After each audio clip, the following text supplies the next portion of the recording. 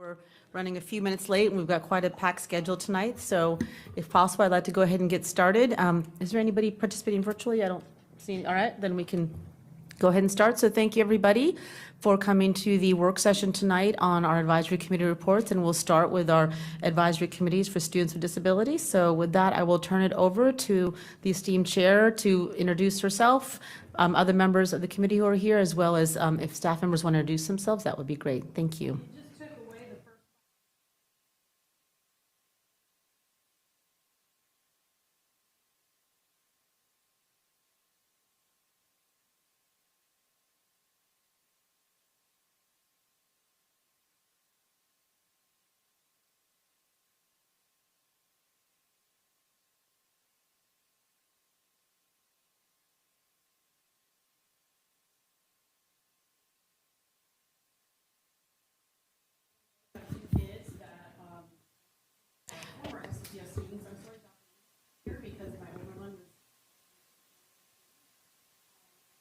I can just ask to make sure you all use your microphones when speaking, because the people online, that's how they work for those online. Push the button right there when it's green. Your mic is on when it's. So it's like the ACSD ones. Holly also has 2 kids in FCPS. One was a recent graduate in June. I also want to introduce the subcommittee chairs of the ACSD that have joined us today. One of them is not able to join us. That's Darcy Aquavella, who is appointed by the City of Fairfax School Board. But with us, if you could just raise your hand, are Jay Birkenbilt, appointed for Region 4, Carolyn Hayden, appointed by Braddock District, and Colleen Jones, appointed by Fairfax County Council of PTAs. Also not able to be with us are our 2 other executive officers, Brandis Ruiz, who is appointed by the Disability Services Board, and Ali Baldessari, appointed by SEPTA. I also want to say, I don't know if you want to introduce yourself. Sorry.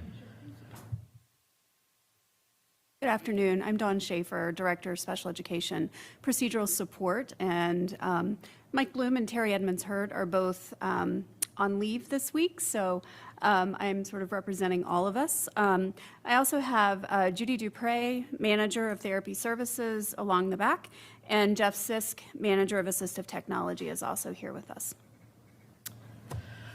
So I also want to start by giving an enormous thanks to the committee volunteers that are here with me today. It is what we produce over the course of what is essentially about 7 months is an enormous amount of work.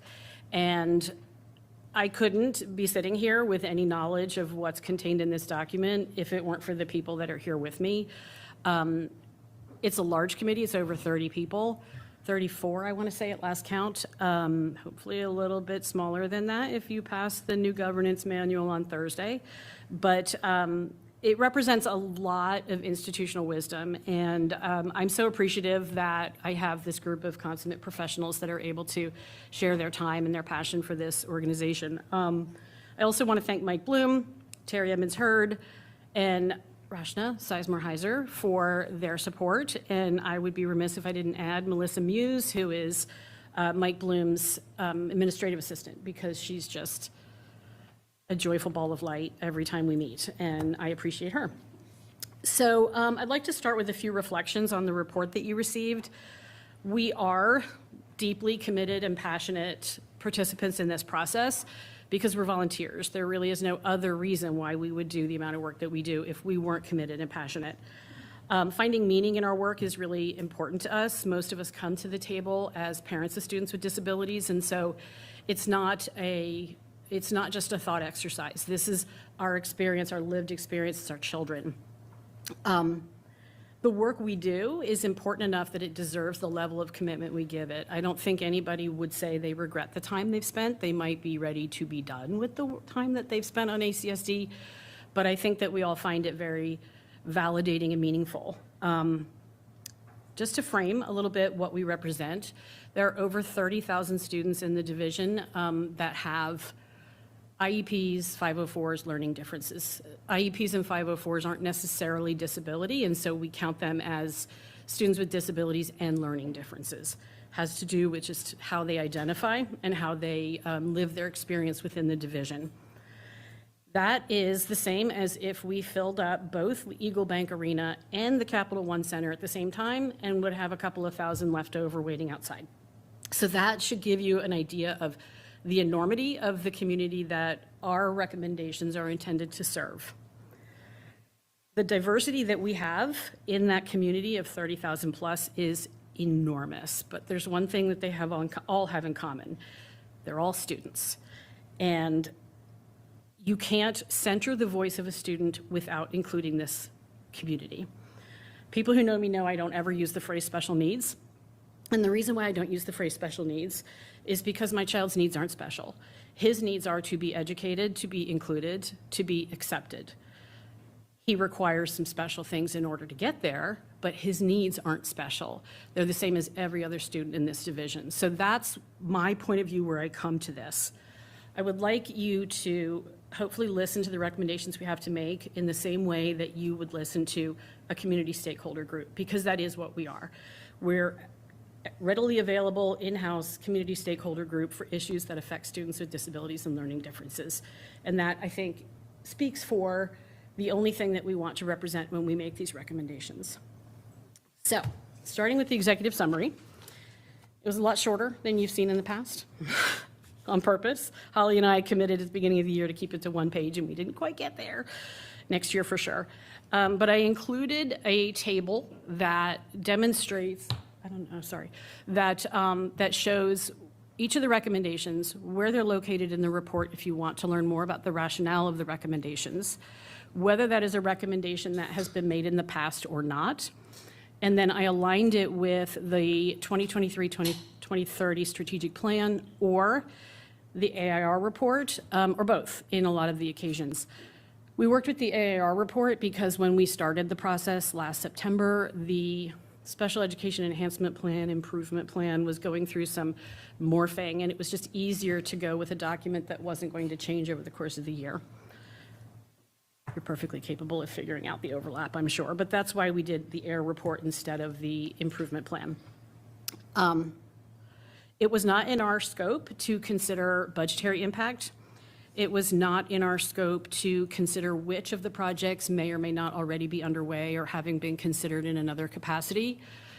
Our job was to consider the conditions in the division right now, what we experience, and if there are responses to that or decisions that have already been made around some of these recommendations, I just ask that you receive our recommendation then as an endorsement of those decisions or as the knowledge that the issue is still standing in the division. It wasn't meant to suggest that you're not doing enough or you're not doing it at all, anything like that. So with that, I would like to move on to the first of our recommendations, our first committee. You've read this. I don't feel the need to read it aloud to you. What I would do as sort of a overarching policy around each of these subcommittee reports is there were thematic similarities in certain ones. Family engagement and community outreach had thematically, their recommendations are based around equity issues. I don't think you necessarily need me to go through exactly what they are, but there may be some occasions when we get to the questions about clarification of why we made the recommendation we did. Student achievement and outcomes had 3 recommendations. Thematically, they fit under the domains of data, whether it be collection or disaggregation of students with disabilities, and accessibility issues to materials and information available to that student community. Policy and regs had 1 recommendation around differential pay for special education teachers, partly because we had to choose one or you would have had a much longer report. But also because that committee also takes on the task over the course of the year of reviewing any of the schedule policy updates that come up throughout the year. So one of the other things that they did was reviewed the changes to seclusion and restraint, things like that. One recommendation is not reflective of the amount of work that was done. And then lastly is our annual school board charge. Our school board charge this year was too big, and it was built around related services. And when we were deciding at the end of last year what the school board charge should look like, I remember getting the advice, don't make it too small. And perhaps I erred on the side of too big. because it ended up being a lot of work. And it was, we also got into that, well, we're talking about these services, we need to add the other related services too. That's how these things happen. But it was a tremendous amount of work, and you will notice, I think, that when you go through those recommendations that it reflects the scope of that charge was just too large. They had 15 recommendations overall. Thematically, again, it was data disaggregation. It was consistency in implementing services and information across different settings within the division. And there were a few recommendations around program structures that they felt the community would be better served if, it didn't have to do anything to do with staff, but with the way guidance books were built that were shared with the community. It's in the report, you'll see it. What I want to end with before we go to questions is that it's difficult for us to remain in a deficit-based model. It's not how I work naturally. It's difficult when you're passionate and committed, as everybody, I'm certain everybody in this room is. It's difficult to spend your time thinking about all the ways that you've done things wrong. I would encourage you to consider that that's what an IEP meeting feels like to a parent. Many of us are parents. That deficit-based mindset can influence the way we make our recommendations and the way we talk about programs and services in the division, but that's not reflective of all the positives we also experience. I, as an advocate, that's my profession, is as a special education advocate. I have worked extensively in Fairfax, but also in all of the other divisions in Northern Virginia. I've worked in other divisions across the state and occasionally even across the country. I'm here to tell you, you have so much more going right here than most places. It would have been a much longer report and a much more fun report had I sat here and said, you're getting all of these things right. It's really some of the best of the best. I mean, I hear the stories all day long, every day. It's too easy, I think, to talk about what we don't do, and we don't talk enough about what we get right. But that strengths-based mindset doesn't deny the things that we still have to do. It doesn't deny the very real problems that we're charged with resolving. One of the things that I hope to do over the course of the next year with the ACSD is approach our recommendations from that strength-based mindset, from affirming the capabilities of all students and affirming the capabilities of the division as well. FCPS is a system, and its students with disabilities both benefit, I think, from affirming their successes and their strengths. When you come from that strengths-based mindset, deficits aren't deficits, they're opportunities for growth. We can use that strength that we have as a springboard rather than something that we rest on and say that's good enough. I think that Fairfax is so close to excellence that it's a short leap from where we are to where we could be. And I'm a fan, and it's not as much fun to sit here and talk about the parts that are broken, but I'm grateful that my kids are graduates. And with that, I open it up to any questions you may have.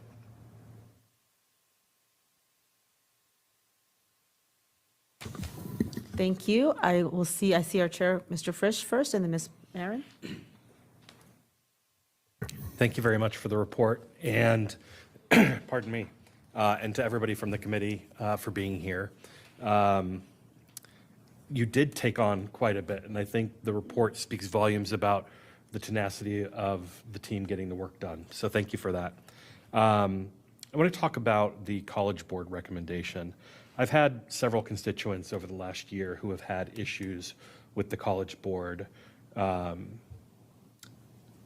put it charitably, being reluctant to provide the services that students need to effectively take their test. And as a monopoly, that makes life very difficult for our students. What type of feedback are you hearing from families? So forgive me, that was family engagement? It's a subcommittee on family engagement and community outreach. That was Darcy Aquavella's committee, who couldn't be here. But from what I've observed, both anecdotally and in my practice, Typically speaking, the College Board is more amenable if the accommodation already exists in some documentation within the division. You can hand over a 504 plan or an IEP, and they'll say, okay, we take that. But if the family doesn't know that, and if the team isn't aware of that on a timeline procedure, it becomes too late before you can fix it. That's really the issue. Not just deadlines for requesting the accommodations, but further back from that, what do we need to do in order to validate the accommodation that's being requested? Just back to your point about tenacity, I'd like to point out that my husband has been known to call me a rabid terrier, and he is one of very few people in the world that know that I take that as a compliment. So yes, tenacity, yes, it's kind of in next to my picture in the dictionary. That's what I know about the College Board, but I agree that we're somewhat at their whim. In my experience, when you have the accommodation documented, they don't question it.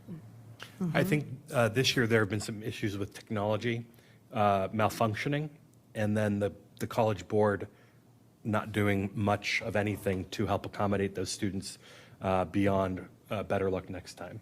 And that's really unfortunate. Yes, it's not only unfortunate, but time is a perishable commodity. You know, when a student is taking an SAT, for example, during the end of their junior year, the beginning of their senior year, they don't have another 3 months to wait for another cycle. It's a problem. And I think I see a little bit of it even in Virginia, where the standard has been raised to get the read aloud accommodation for students with reading disabilities. Part of it, I think, is really shifting that mindset around we're not the barrier to your success. In fact, if anything, students with disabilities can be a gold star. But it takes a little extra attention, and that's something that can be in rare supply. Thank you. Dr. Reed, do you want to talk a little bit about our encouragement of the College Board to perhaps be a little bit more aligned with working with the school divisions that contract with them? I think we could write a trilogy, perhaps. They're just multiple topics that it feels that the level of inflexibility for working with school divisions and students is, I think, really problematic. And right now, because in many ways they're the only arbiter of, if you will, these exams and AP courses as well, they're actually, in my opinion, engaged in gatekeeping around which courses are taught for AP credit. We've had some recent experiences along those lines. And honestly, it's a great business model because our staff does all the work to provide the distribution of assessments after we pay for them. And then we have to adjust our school calendar. And, you know, I mean, there's just a lot, I think, that we would really hope to get a little more flexibility from the College Board side, for sure. Even simple things, you know, like parent communication by email would be, you know, another between them and the National Merit Group. But anyhow, I just think that they announced, and our team, our IT team, did a fabulous job of prepping for all the AP digital exams this year. And the SATs, right, because that was completely new, and just making sure that our system was able to be stood up in a way that we didn't have problems in general. We worked very hard on that and tried also, as you recall, my academic matters a year ago was around needing to get accommodations into IEPs early. And yet, when there's been a glitch in communication, we've made personal phone calls. There's just no interest in working with us to support students in any kind of exception along those lines. And really, this is a problem that plagues every school division. At the National School Board Association, I spoke to many school board members who have experienced comparable things in their division. So thank you for making this part of the recommendations. On the subject of data collection, one of the recommendations is to disaggregate the data that we collect by IDEA category. Can you talk a little bit about how that might enable the school division to be more thoughtful with its approach to targeted interventions? I'm not sure I personally would know that that's a necessity. I do think, although I understand the data tracking challenges, I understand that it can be difficult to, for example, there's no standard indication for dyslexia. So if you wanted to know a student had dyslexia, you would have to go into your present levels or some background information, which is a much more onerous task. I am not so much a fan of disaggregating by category simply because you can have more than one category, and you can only really disaggregate by primary category, which doesn't necessarily tell you. It's also, somebody who operates within the autism world, thanks to my son, you can know somebody has autism and you really don't know much more than that, just based on that label. That being said, to answer your question about programs and services and how it would help that, I might defer to some of our chairs that are in the room that worked on those recommendations, but I think there are times when, for example, if you're looking at like chronic absenteeism, that's potentially a different root cause for a student with a disability than it is for the overall student population. I think we had two committees both that talked about data disaggregation. If we want to answer that question, go ahead, Jay. Just come to the microphone if you could.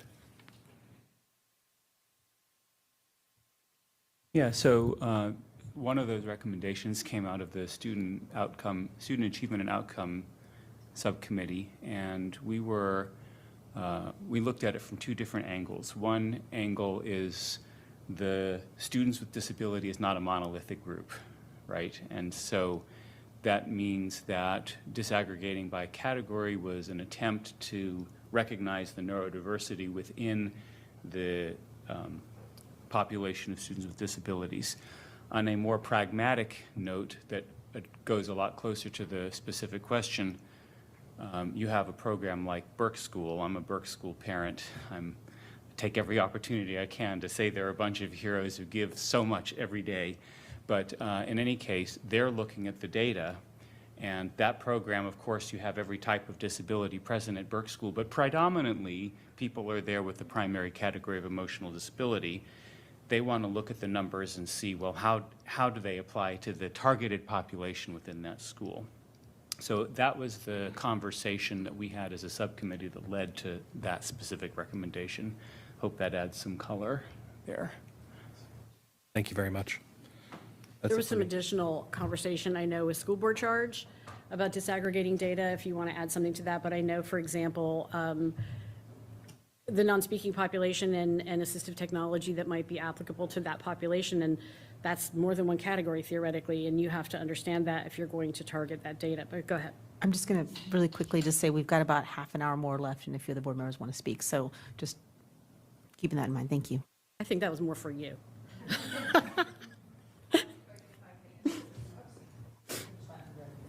Thank you. I'll try and be quick to see if I can answer this.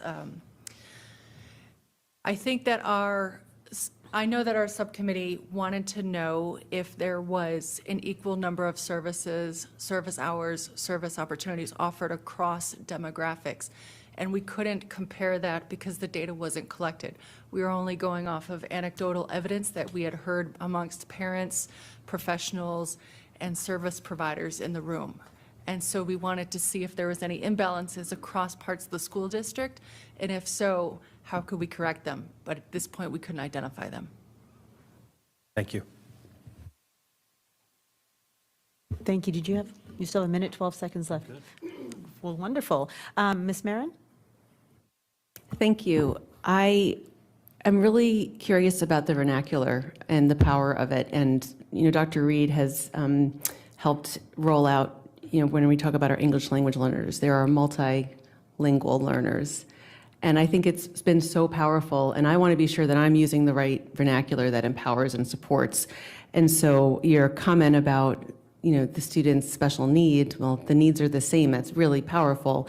I'd like to use that more. And I just wonder, should we have more of a commitment to the vernacular that is most informative? So I think that's a really big deal. It is. I will tell you that that's in my proposed school board charge for next year for this committee, and thank you for that. I would go on to say that the other reason I don't say special needs is because it doesn't have a definition. It's one of those things that we all think we know what it means, but we don't know that we're all thinking the same thing. I also think there are equity issues involved because certain communities identify with their disability as part of their personhood, and autism is a perfect example. You know, the conventional wisdom was person with, you know, person first language, and the autism community is really leaning more towards identity first and being called autistic people, not people with autism.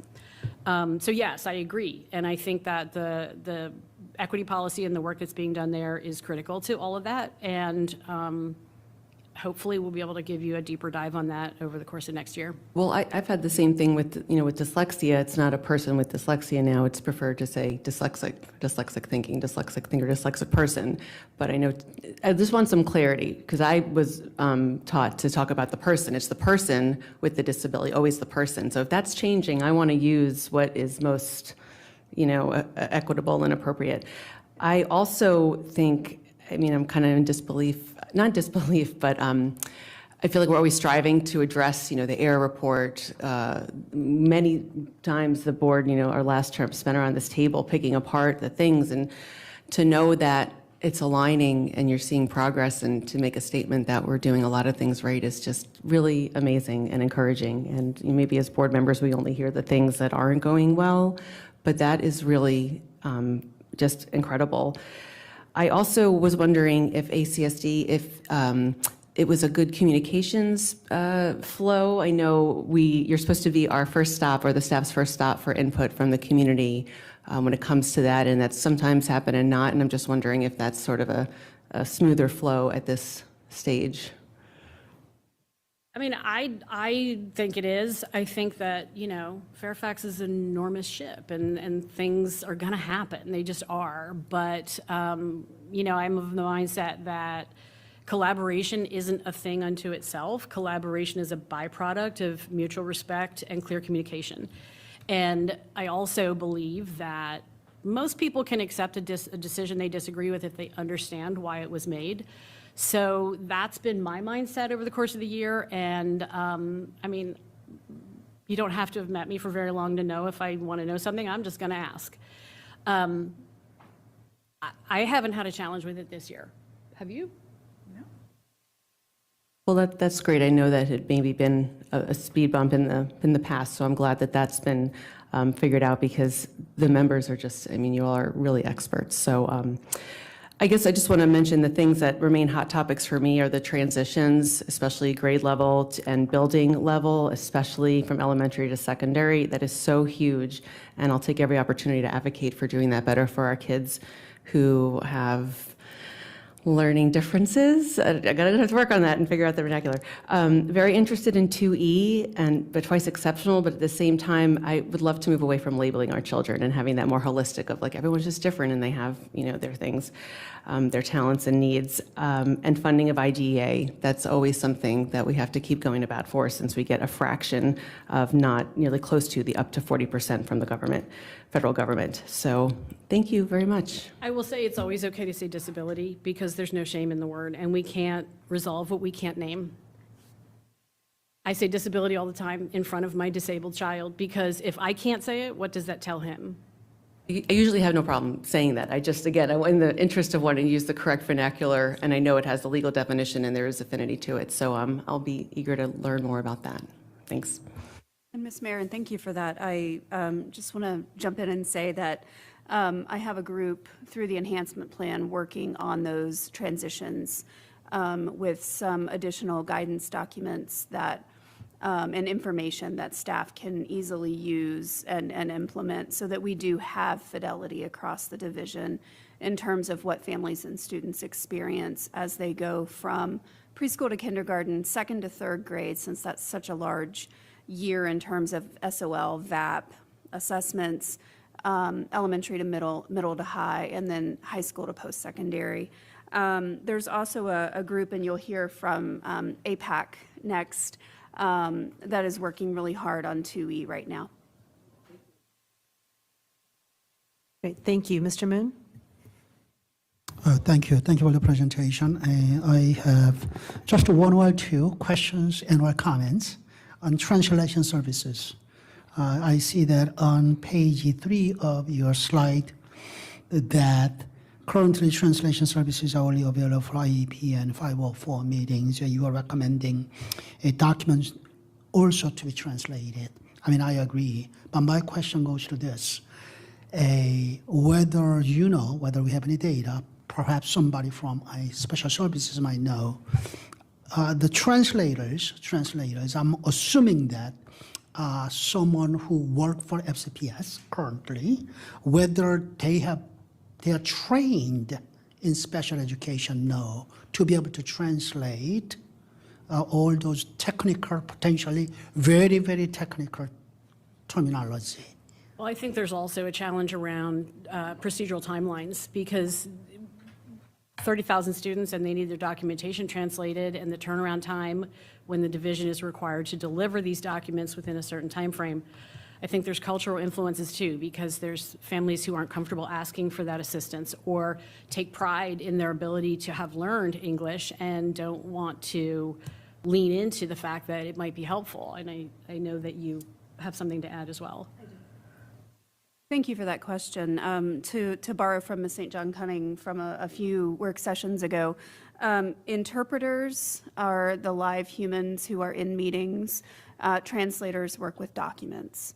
And so we do provide interpreters based upon families' indicated home language when they do the home language survey. All interpreters and translators generally are FCPS employees.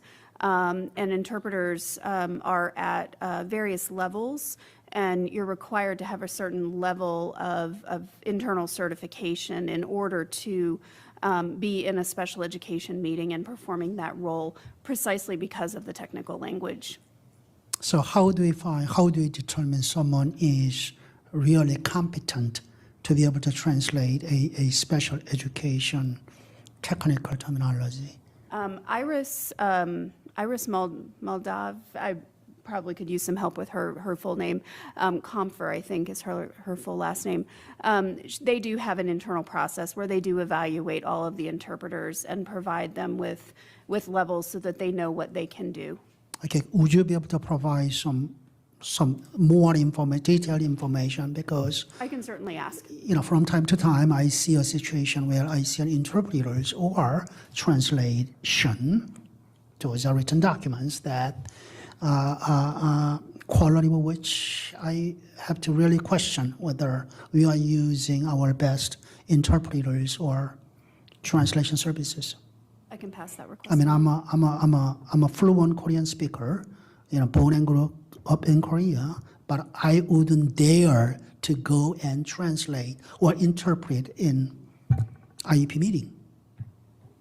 Thank you for that. Well, and you know too that, I mean, you're an attorney, I believe, and the nuance of that document is critical. Holly and I both are law school graduates, and moving a comma changes a meaning, and that's true in the IEP as well, potentially. Thank you. Thank you, Mr. Moon. Ms. St. John Cunning? So my question for you, well, before I ask my question, and because I was an FCPS interpreter, the qualifications are internal, and you do take written and verbal tests within, but they are not to the legal standard. And I think that's critical. And quite frankly, we don't pay our interpreters enough. The interpreters that do that work are earning 3 to 4 times what we pay our interpreters. So that's a huge ask for every document. That's just the truth. And a lot of our interpreters end up going to other services because they take special courses to become legal interpreters or medical legal interpreters. So that's just the way it is. But my other question that I was going to ask in terms of languages is how many people, you're talking about the access to the handbooks, which I know Family and School Partnerships has a great library, but how many people on your committee were multilingual or multicultural? To that, just because I have interpreted the documents, and to Ms. Marin's point about using the correct language, some of the language is, once it's translated, just because there's not, and you know this, or you know this, there's not, you can't translate or interpret, there's not the equivalent word, and sometimes the translation can be really strong. So that's all I can say, in a way that can be hard for families. So we haven't disaggregated the data on the demographics of the committee, but I mean, just in looking around the room, it's a pretty diverse group. Talking about availability of resources wasn't a translation issue, though. That was a separate thing. I think that sort of got bundled in your question. I might have lost track of what you were asking. I think what you're saying is, was anybody there that could speak directly to seeing a translated document? Well, I'm speaking about people that are on your committee that are people that are multicultural or come from another country, and what their feedback we would do, be working yes. with you in your committee. What We do they have felt that, like, yes. To get In that fact, voice in the committee. Several. Thank you. Did you have a question about the availability of resources? That was separate. Yeah, I guess, and the availability of resources to everyone generally, and then also the availability of those resources in different languages. So my understanding is that there is there's a list of 6 or 7 different languages that all of the written materials are automatically produced in. I mean, I would think certainly if somebody wanted another one translated, they could get that. What we were speaking about is exactly that robust library, but there's no push feature to tell families that the library exists unless or until they're on FCPS News You Choose or things like that. Different teams have different ways that they push forward the existence of that document. It's all there. The hard work's been done. It's just there's a lot of families that didn't even know there was a dyslexia handbook. I didn't even know you had, communication rights. I didn't know, things like that. That's the issue about availability. What I've seen in another division that shall remain nameless, they have a QR code on the last page of the IEP, and the QR code links directly to one single web page that lists various disability-oriented resource materials. Thank you. Thank you, Ms. Dixit. Thank you so much for this presentation and the report. I have been listening a little bit about the translation discussion, and I know the special needs, it's much more than that. Like it's I guess one of the points, and we focus on a lot. I had my own son who had an IEP, and he had ADHD throughout, like obviously from childhood, but he had IEP in his high school.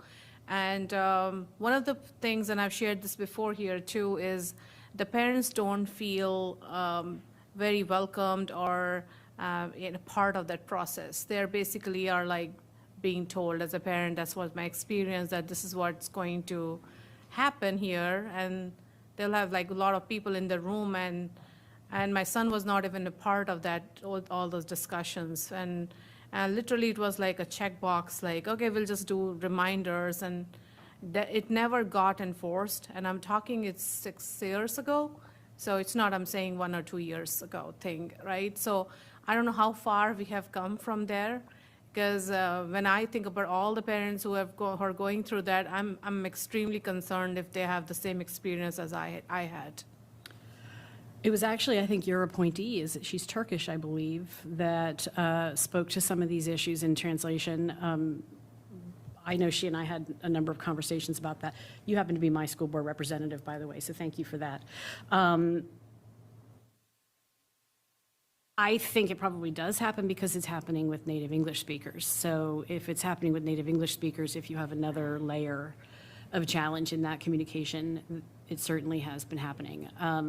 To what degree I could, tell you that that's measured, I don't think you could. I think it's too highly nuanced. But that conversation definitely occurred over the course of the last year, yes.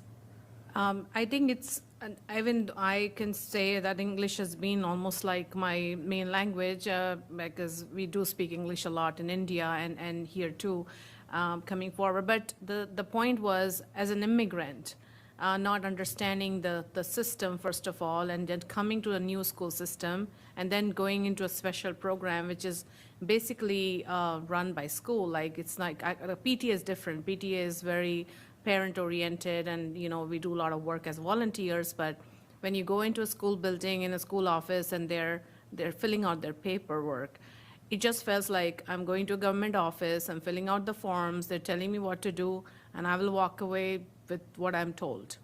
So that voice is not, I guess, told that you have a voice in this. I don't think English-speaking parents are told that either. I know that when my older child was identified as requiring an IEP in 2004. And I remember at the time, Holly's heard me tell this story. I was a stay-at-home mom. I had a law degree. I had time. I had every resource to strengthen that approach that you could picture. And I was challenged by it. And I remember at the time, and I still think, and it drives my work every day, is if I could come at this situation with those resources and struggle, what are the families doing that don't have those resources? Whether that barrier be monetary or language or, even just the ability to take some hours off of work during the day to attend the meeting. And the answer is they're getting lost.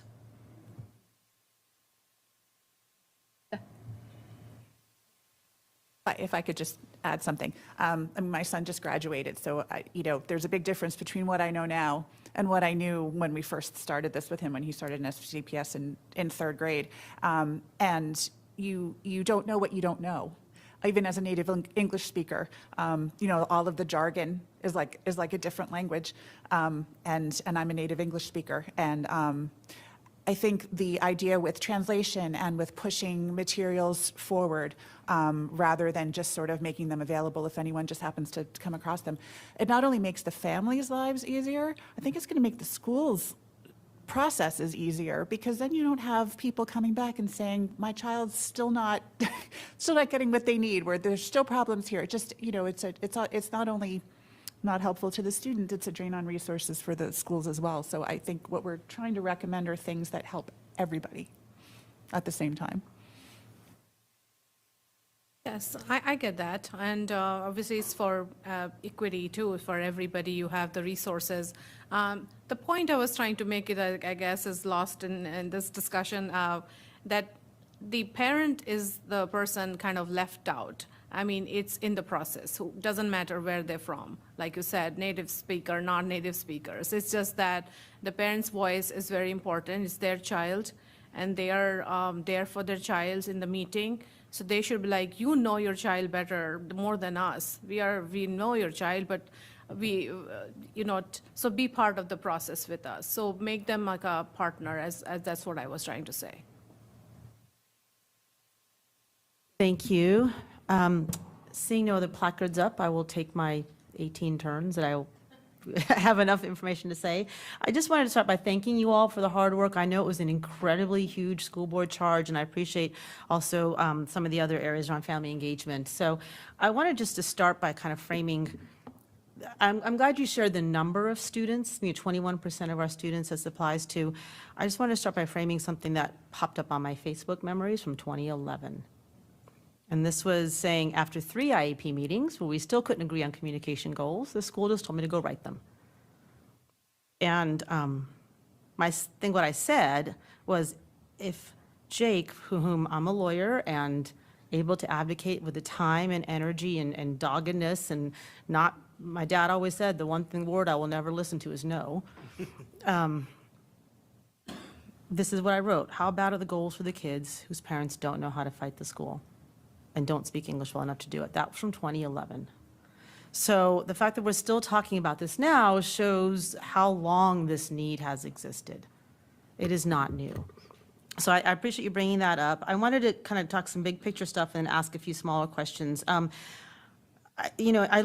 really appreciate the conversation about what language do we use to talk about disability, right? And the answer I would give is whatever language celebrates it as an identity, and not what language aims to erase it, right? Not the conversations that aims to say, well, we can't talk about that, or we shouldn't talk about that, or we don't want to make people ashamed, or we don't want to out them, quote unquote. And that's not saying anybody at the table, but that's something I hear quite often when I talk to people in the community.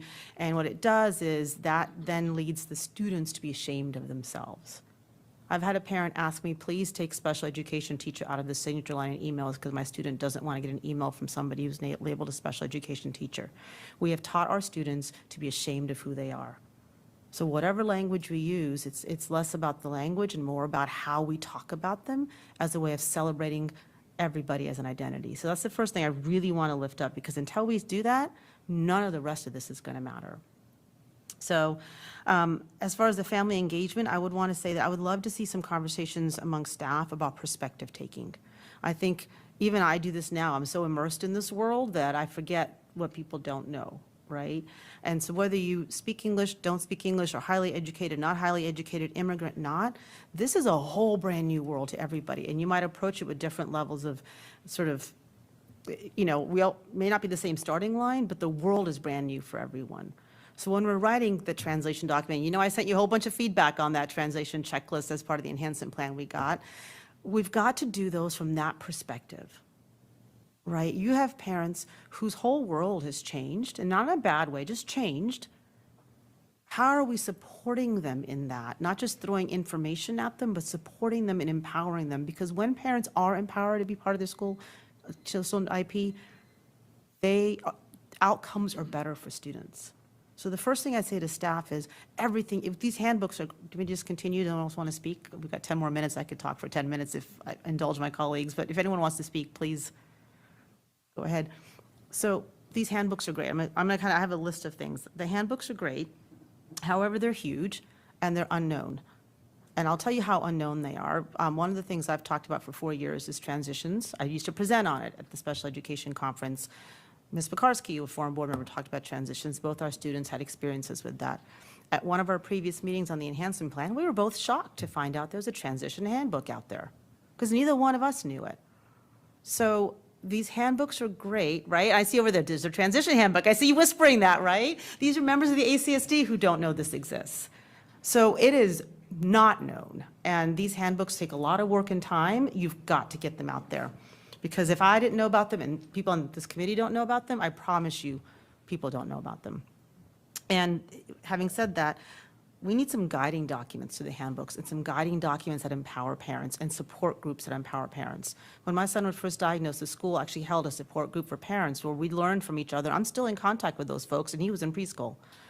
We need that, not just handbooks. So that's the first thing.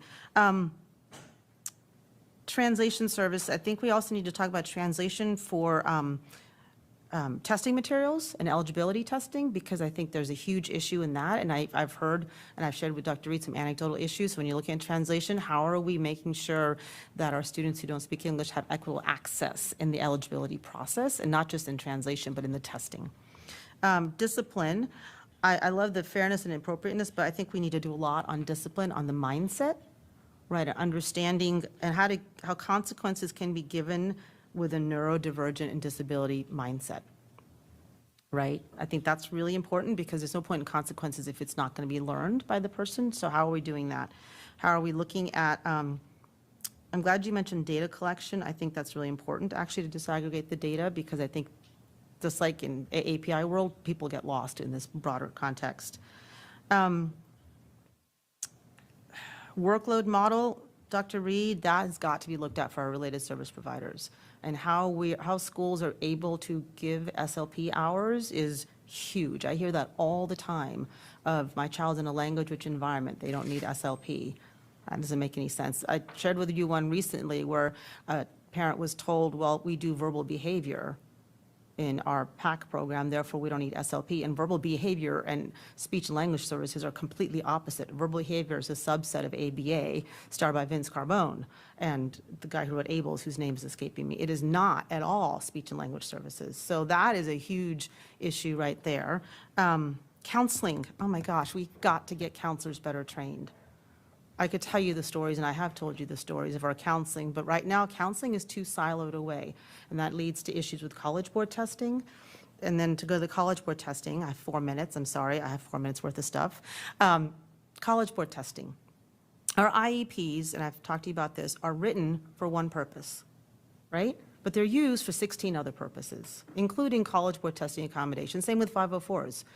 So what are we doing to make sure our IEP teams and counseling teams are looking at those as holistic documents, and/or what are we doing to develop other documents? IEPs are used for hearings. They're not developed for hearings. They're used for College Board testing. They're not developed for College Board testing. The testing accommodations we give in school may not be what College Board is willing to give, but yet those are the accommodations that are used for College Board. Huge issue there. Counselors, they've got to see these students as their students too. Some do, some don't, but it's inconsistent. I would love, when we look at the stuff about assistive technology and policy, recently in governance, we looked at our special education policy, and I know your staff made some edits on it. I'm wondering if that policy should go to ACSD and have them give some thoughts to what that policy should include and then bring it back to governance. That would be my suggestions on that, and that might help with the AAC. That might be something the policy committee could look at next year, just as a thought. This is a lot of good stuff in here. I really appreciate the hard work. I'm just going to end with this one statement. I love that you're talking about the deficits. We've got to get away from the deficits focus, right? You know I've talked about strengths focus forever. But in addition to that, we have to talk about removal of barriers. We can't just talk about strengths focus if we don't talk about how we're removing barriers to students and how we're making sure there's a mutual responsibility for inclusion. I think those things really need to be talked about, otherwise it's all going to be put on the student to adapt. And people can only be expected to not be themselves so much, right? To some level, we've got to remove barriers so people can be themselves. And then the last thing, I will just leave you with this. I'm just going to say this in this room because I feel very strongly. Dr. Reed, you know how many times in the last 2 years I've leaned over to you and said, oh, look at how ableist that was. Unintentionally, implicit bias, but you know how many times I've done that. Got to get that mindset, but we're never, and it's all out of good intentions, but the road to hell is paved with good intentions. Thank you for the report. We have 2 minutes left. Anyone else want to speak in 2 minutes? If I could just reflect a little bit on what you Yes. said. One of the things that I'm known for saying is that there is no them, there's only us. And that's really one of my guiding principles about any of our students with disabilities is precisely that, is that they're students, period. When you talk about the ableism, I think that you could insert any other ism and you'd be horrified. But we accept certain things as just the way it has to be. And it's a lie. It's the dominant social narrative. It's not the truth. And it's harder, yeah, but you know, it's universal design, it's accessibility, it's the right thing to do. And I did want to reflect back also on, you know, again, we tend to drop into that deficit basis, but when I look at, for example, the manuals and, you know, what does exist, I can't even tell you. Like the challenge that I have professionally is that other advocates in other areas of the country don't have, I can't learn from them because their problems are too different. And I'll say, you know, this is what's going on where I am, and they look at me like, that's a problem? Because why? It's so much worse here. You have no idea how strong our offering is, and I value that. Doesn't mean we can't do better. Doesn't mean we have to deny what needs to be done. Thank you for that. And I agree, I think we are better than a lot of other places, but as I said to my colleagues earlier, I think there is no gold standard anywhere in the country. And I think we have the ability to be that gold standard here, and I hope that under your leadership, we can be there. I really believe in you, in that leadership. So with that, I want to thank you all for your time and your hard work. I look forward to seeing your report next year, and I look forward to seeing the staff's response to this report. Thank you, my colleagues, for their great comments. And I will turn it over to Ms. Dixit, I believe, for our next, we'll take maybe a couple minutes break as we switch over to our next report. Thank you very much, everybody, for your time.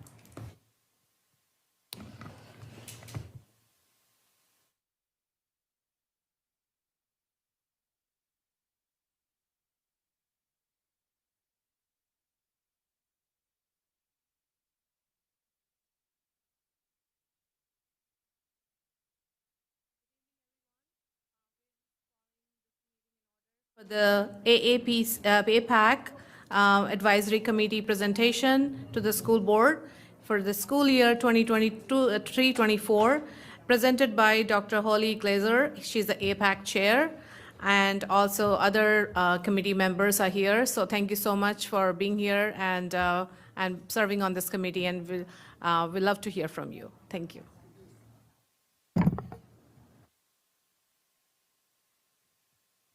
There we are. Okay. Can I see it on the screen in front of me as well? Is that possible? It's hard to keep. Yeah, I can keep turning back too. Fine, hi. Okay, cool. Thank you so much. All right. Good evening, Dr. Reed, esteemed school board members. My name is Dr. Holly Glazer, and I'm here this evening to present the annual report from the Advanced Academic Programs Advisory Committee. In my daily life, I'm an assistant professor of elementary education at George Mason University, as well as the proud parent of a rising FCPS kindergartner.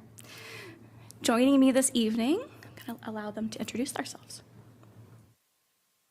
Good evening. I'm Kirsten Maloney. I'm the Senior Manager of Advanced Academic Programs. Good evening, everyone. I'm Dr. Nani Oladimeji. I'm the Twice Exceptional Specialist in the Advanced Academic Program Office.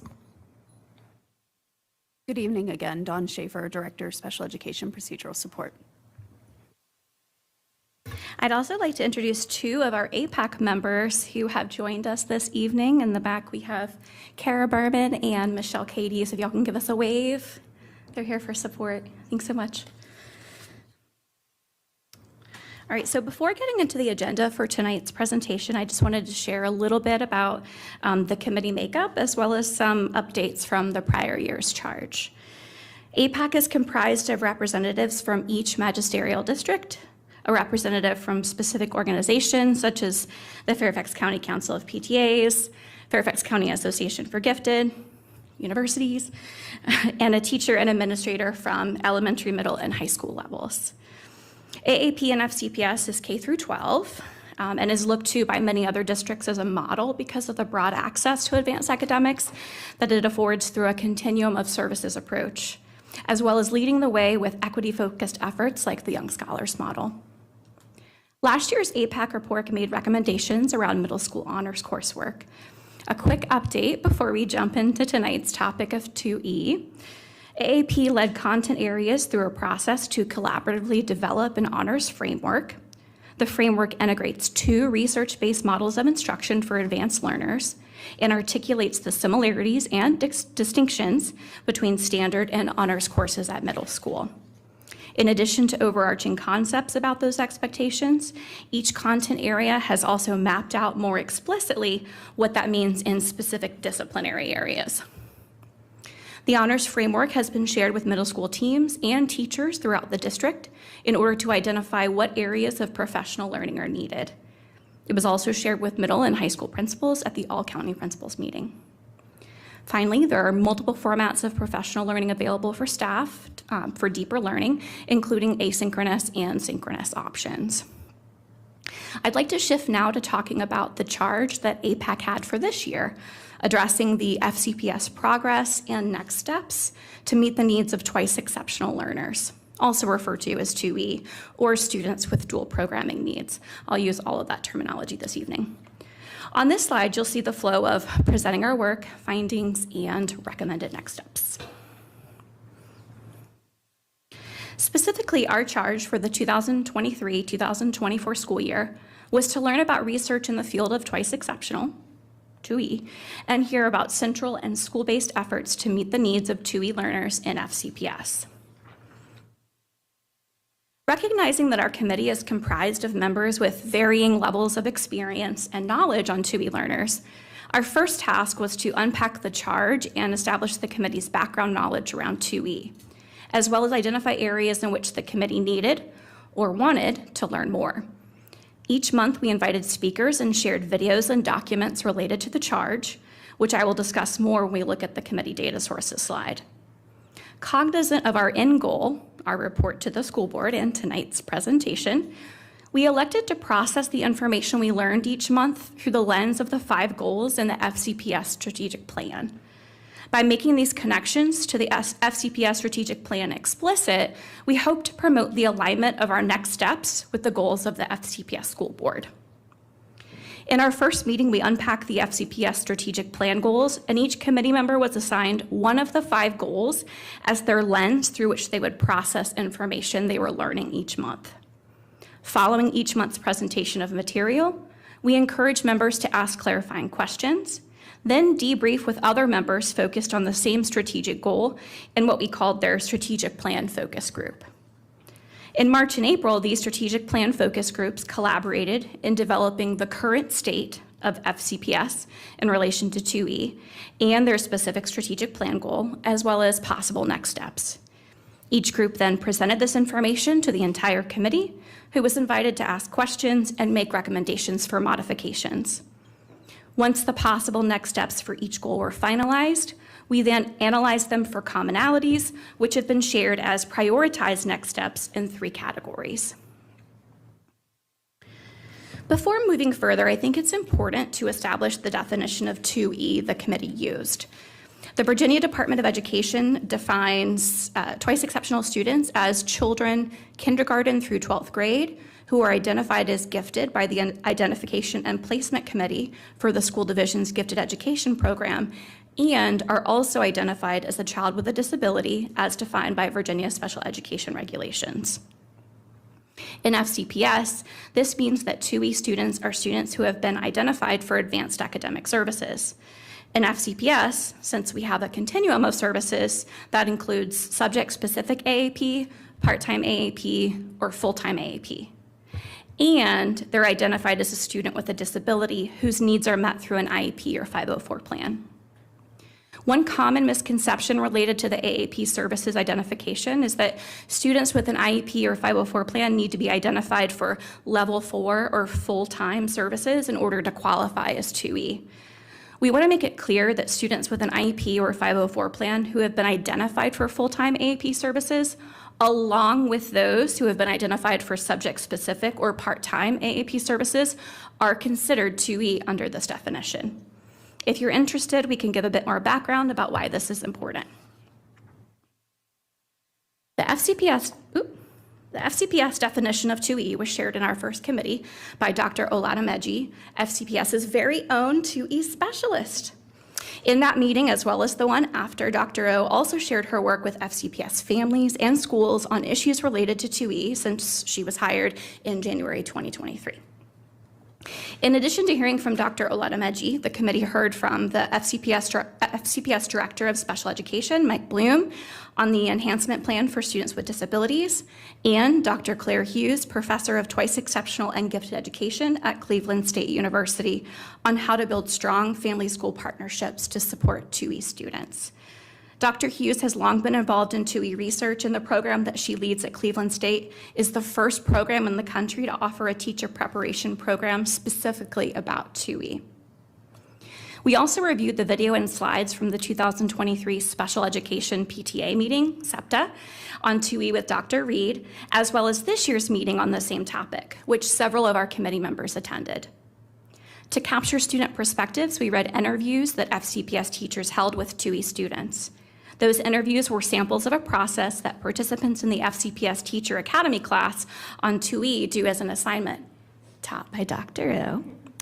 Overwhelmingly, the teachers who completed the assignment said that it helped them to better understand student perspectives on their academic and social-emotional strengths and challenges. They also noted that the students were grateful to have the opportunity to share their points of view and that a committee would be reading them. Finally, we reviewed the training provided to the AAP Identification Committee members related to 2E learners, which included discussion of 2E definitions, profiles, masking of abilities, and considerations for reviewing work samples, progress reports, the HOPE scale, and ability testing for students with an IEP or 504 plan. As stated earlier, all of these data sources were provided and debriefed with the committee, then processed in small groups through the lens of each of the 5 FCPS strategic plan goals. In the slides that follow, I will share each strategic plan focus group's findings in the form of the FCPS current state and ideas for possible next steps.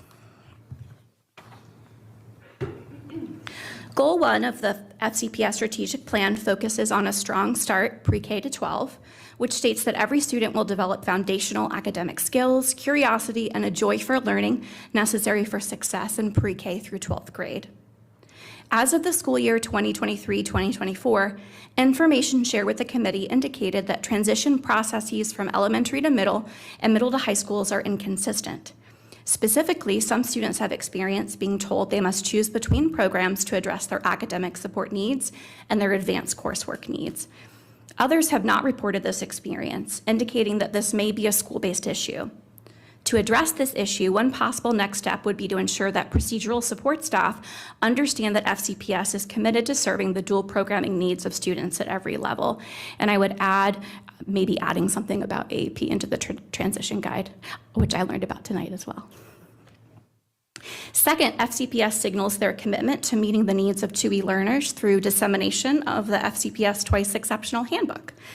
However, the committee isn't sure that all staff know about this resource, as we heard earlier, and we recommend more widespread use of the 2E handbook in professional learning. Alongside an increased focus on the existing 2E handbook, the committee would like to recommend that a 2E icon be added in the Student Information System, or SIS, to raise teacher awareness of 2E students in their classes and to make data reporting more streamlined. As of right now, the data system captures information on students' AAP identification and IEP or 504 information separately.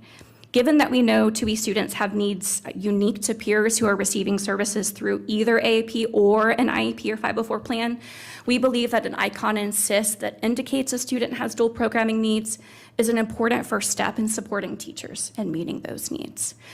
It's hard to meet those needs if you don't know about the needs. In addition to raising teacher awareness, this will also improve the district's ability to report K-12 data about students with dual programming needs.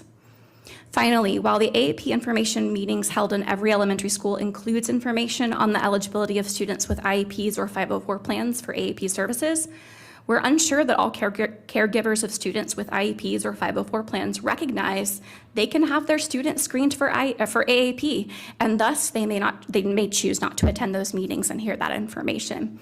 The committee recommends that additional ways to communicate with caregivers of students with possible dual programming needs, words are hard, should be further explored. Goal 2 of the FCPS strategic plan focuses on ensuring students feel safe, supported, included, and empowered within their school communities. The enhancement plan for students with disabilities outlines a plan for incorporating universal design for learning in all FCPS classrooms, which will benefit all students, including students who have or have not been formally identified as twice exceptional. To support this goal, AAPAC recommends making professional learning related to UDL and 2E learners mandatory for all FCPS educators. This professional learning, coupled with the FCPS Portrait of a Graduate Presentations of Learning, affectionately known as POG-POL, created by students, will allow teachers and students to become better versed in recognizing and building on student strengths, while also identifying and addressing student areas for support. At the district level, FCPS has hired multiple dedicated staff to support schools in meeting the needs of 2E learners, including a 2E specialist, a neurodiversity specialist, and a dyslexia specialist. Additionally, Dr. Reed has remained actively engaged with the special education PTA, SEPTA, and to support these efforts, we recommend seeking additional opportunities for engaging families of 2E learners, such as inclusion on the enhancement plan for students with disabilities work groups. Goal 3 focuses on academic growth and excellence, specifically on supporting every student in acquiring critical and creative thinking skills, meeting and/or exceeding high academic standards, and achieving to their highest potential. This strategic plan focus group also noted that families of 2E students at some secondary schools in FCPS have experienced being prompted or encouraged to choose between their students receiving special education services or advanced coursework, rather than finding a way to ensure 2E students have access to both. This issue appears to be unique to FCPS middle and high schools, primarily because of differences in scheduling and staffing when compared to elementary schools. At the elementary level, students tend to be placed with one homeroom teacher for most or all of the day, making it easier to coordinate access to both advanced academic services and special education services. Further, in elementary school, the AAP continuum of services allows for students to receive subject-specific, part-time, or full-time advanced academic services.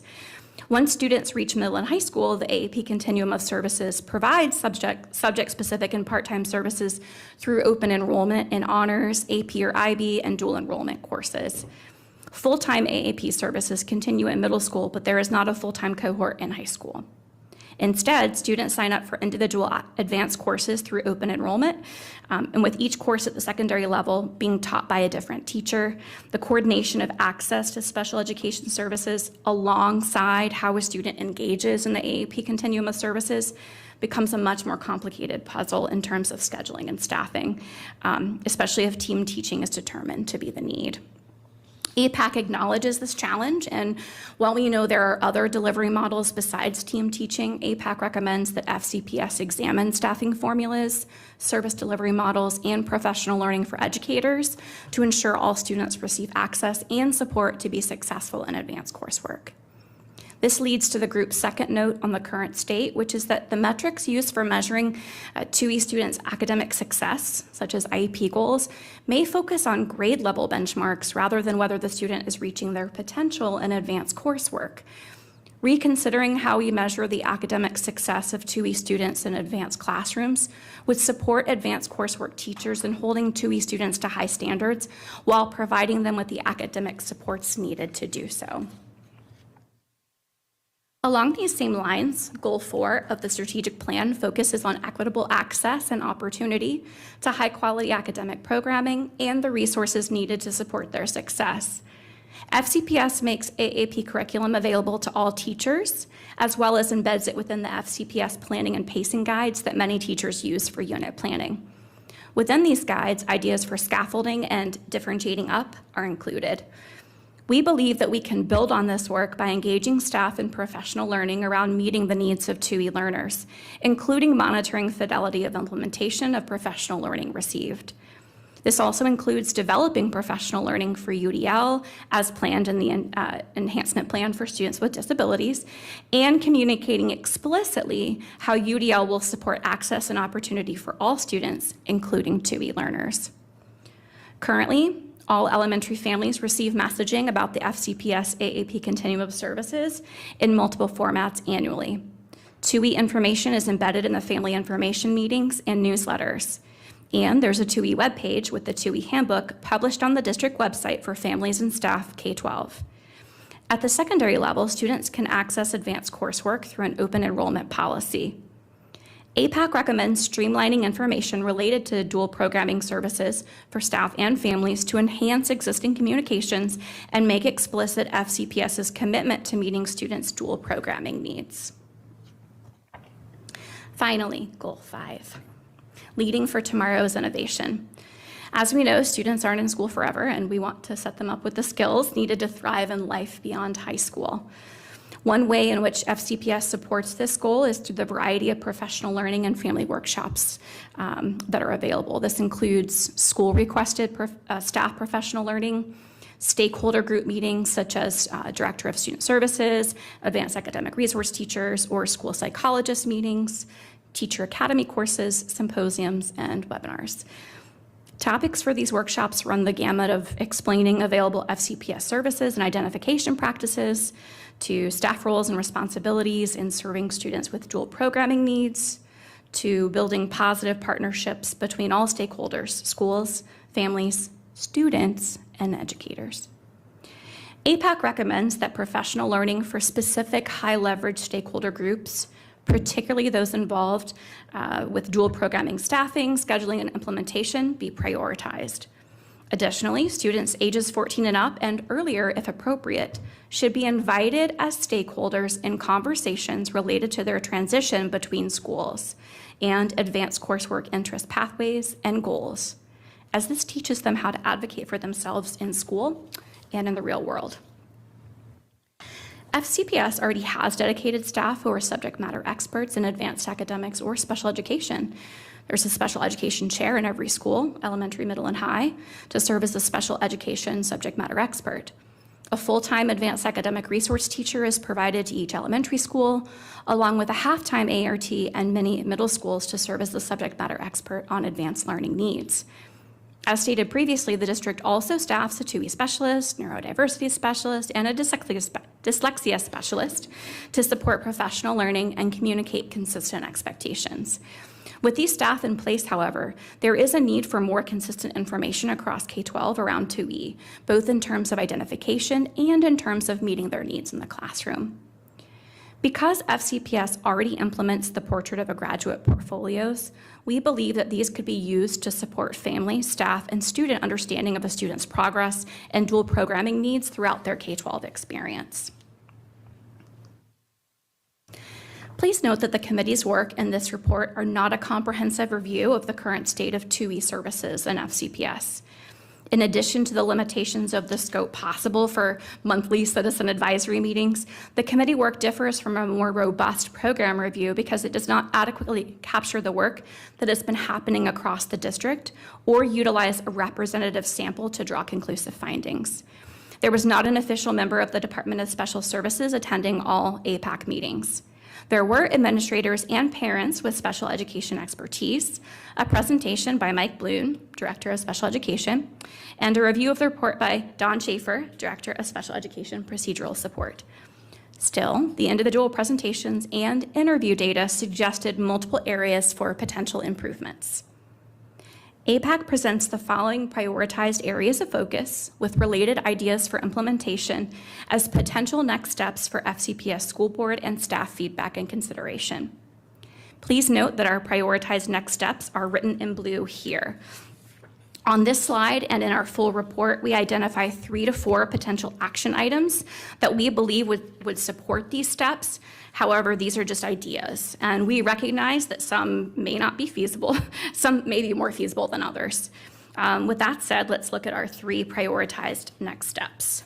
Develop a common understanding of 2E, build capacity to support the dual programming needs of 2E learners, and engage families and students as partners in meeting 2E students' needs. First, AAPAC would like to see a common understanding of 2E developed across all stakeholder groups. We offer many ideas of what this might look like in our report, including working with information technology to create a flag in SIS so that students identified as 2E or have dual programming needs are clearly visible for teachers. When a student's identified as 2E, engaging parents to understand K-12 pathways for dual programming for their student. Making professional learning about the characteristics of 2E learners to include the 2E handbook, a mandatory requirement in My PDE for all FCPS educators, which includes administrators, teachers, instructional support staff, online campus, etc. And include professional learning for school psychologists about the consistency and eligibility decisions. Second, we recommend building capacity of educators to support the dual programming needs of 2E learners. Examples of this might include ensuring that all FCPS staff receive professional learning on how to meet the dual programming needs of 2E learners. So developing a professional learning for universal design for learning and explicitly communicating how implementation will support access and opportunity for all students. That also includes ensuring broad understanding for all FCPS staff and deeper learning for those with leadership responsibilities. So special education chairs, advanced academic resource teachers, department chairs, school-based administrators, including directors of student services and counselors who are responsible for academic advising. Also working with school leaders to plan for distributed expertise in each school building, including goals regarding staff taking the 2E Academy course. Also, an idea to use 2E goals in school improvement and innovation plans at the middle and high school levels, and promoting success for 2E learners in advanced classes through careful consideration of staffing levels, different delivery models, and professional development in middle and high schools. Finally, we believe in working to engage families and students as partners in meeting the needs of our 2E learners. This might happen by ensuring messaging about screening for AAP services in elementary and middle, and open enrollment and advanced coursework in middle and high is explicitly inclusive of students with IEPs and 504s. Articulating how the continuum of advanced academic services can meet the diverse AAP programming needs of 2E students.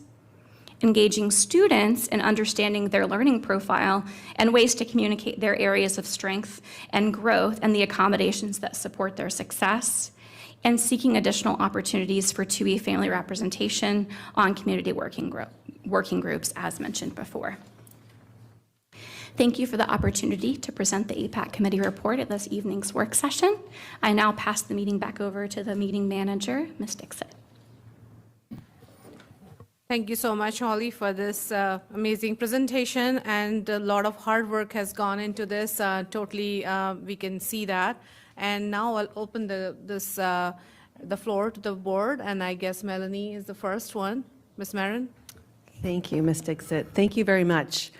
So again, I have to go back to the vernacular conversation, and I just can't help but see the juxtaposition here with this conversation to the special education report. And I can't quite articulate it yet, but I just find it really curious that we're talking about students' needs that are special or special identification, and it's a totally different area than like when we're talking about special, like there's a whole different committee to talk about special education.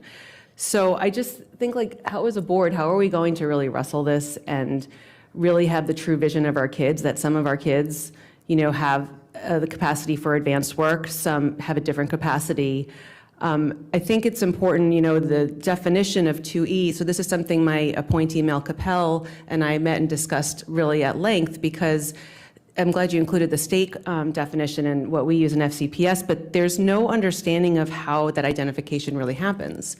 So if you're in the second grade process and you get identified, okay, there's a clear process. But what if you're a kid like in fourth grade who's maybe dyslexic and has an IEP, but then gets identified for advanced math? And I can tell you that's what happened to my son.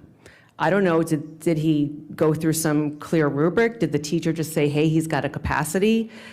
It's unclear. So I think before, your goals of building capacity, like who are we even trying to serve? And I think if we're really talking about meeting every student to their capability, continuing to label them and segment them and segregate them is not the goal I think that we're heading for. I also, Dr. Reed, I'd love for the board to receive a presentation on universal design for learning.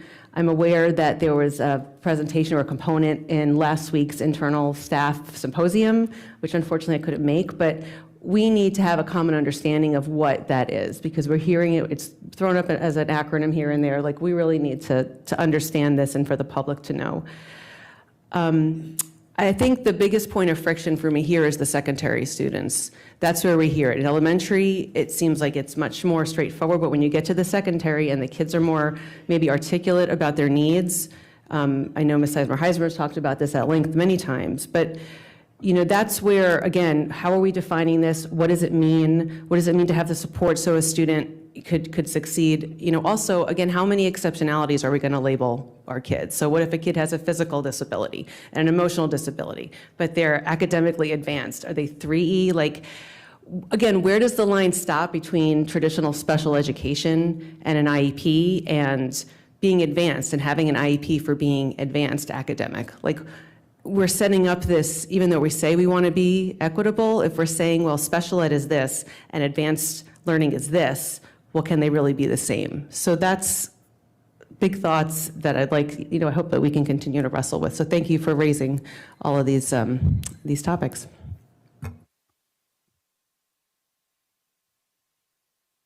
Ms. Sizemore-Heiser? Ms. Sizemore-Heiser?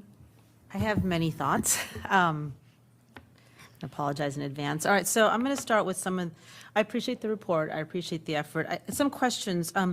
I think I heard you say the special education staff weren't involved in the committee meetings. Could you tell me how much the special education staff, I know Mike Bloom came and gave a presentation on the enhancement plan, but in general, how much was the staff involved or available during your every meetings in terms of asking questions? I'm sure Nanya was there, but beyond that.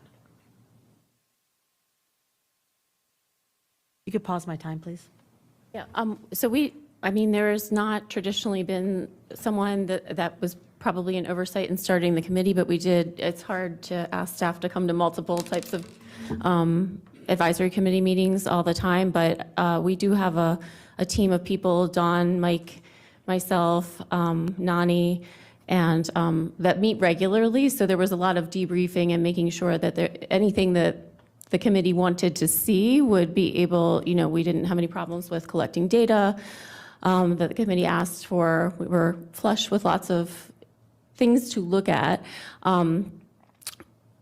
And so there was communication. It just wasn't someone sitting in the actual room outside of Mike Bloom coming to present about the enhancement plan. However, what I would like to add is that we did have some members who have a lot of experience in FCPS and are currently administrators within FCPS that have experience with working with students with dual programming needs. And so their thoughts were shared in each meeting. So I do think that that's important. It doesn't necessarily always have to be like a district level staff. So Thank you. I just bring that up because one of the things that I was surprised wasn't discussed in here. And I think sometimes when you're on committees, I know this as a special education parent, it took me a long time to even know what questions I should be asking, right? And sometimes maybe if you're not as familiar with the topic, you may not even know what questions to ask. So while you may go back to staff and say, hey, the committee's asking these questions, if they don't ask them, then all that. So I was really surprised to see that there wasn't much conversation about the barriers to accessing both advanced academics and special education services, especially at the secondary level. Because what I mean by barriers, I mean not just sort of training for teachers, but specifically programming barriers, right? When you look at IDA's definition, right, to qualify, you need to be looked at both your academic achievement and your functioning level, right? That's required by the law.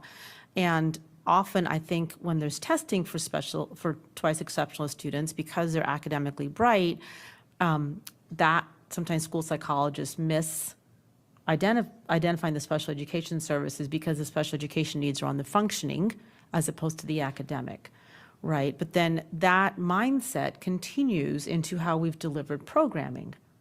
So for example, at the secondary, if you need support in your functioning, quote unquote, and I'm just quoting IDEA, such as executive functioning or social skills functioning, that's a class, right? How does that barrier prevent you from accessing advanced AP courses you may want to take, right? Language courses you may want to take, an advanced diploma.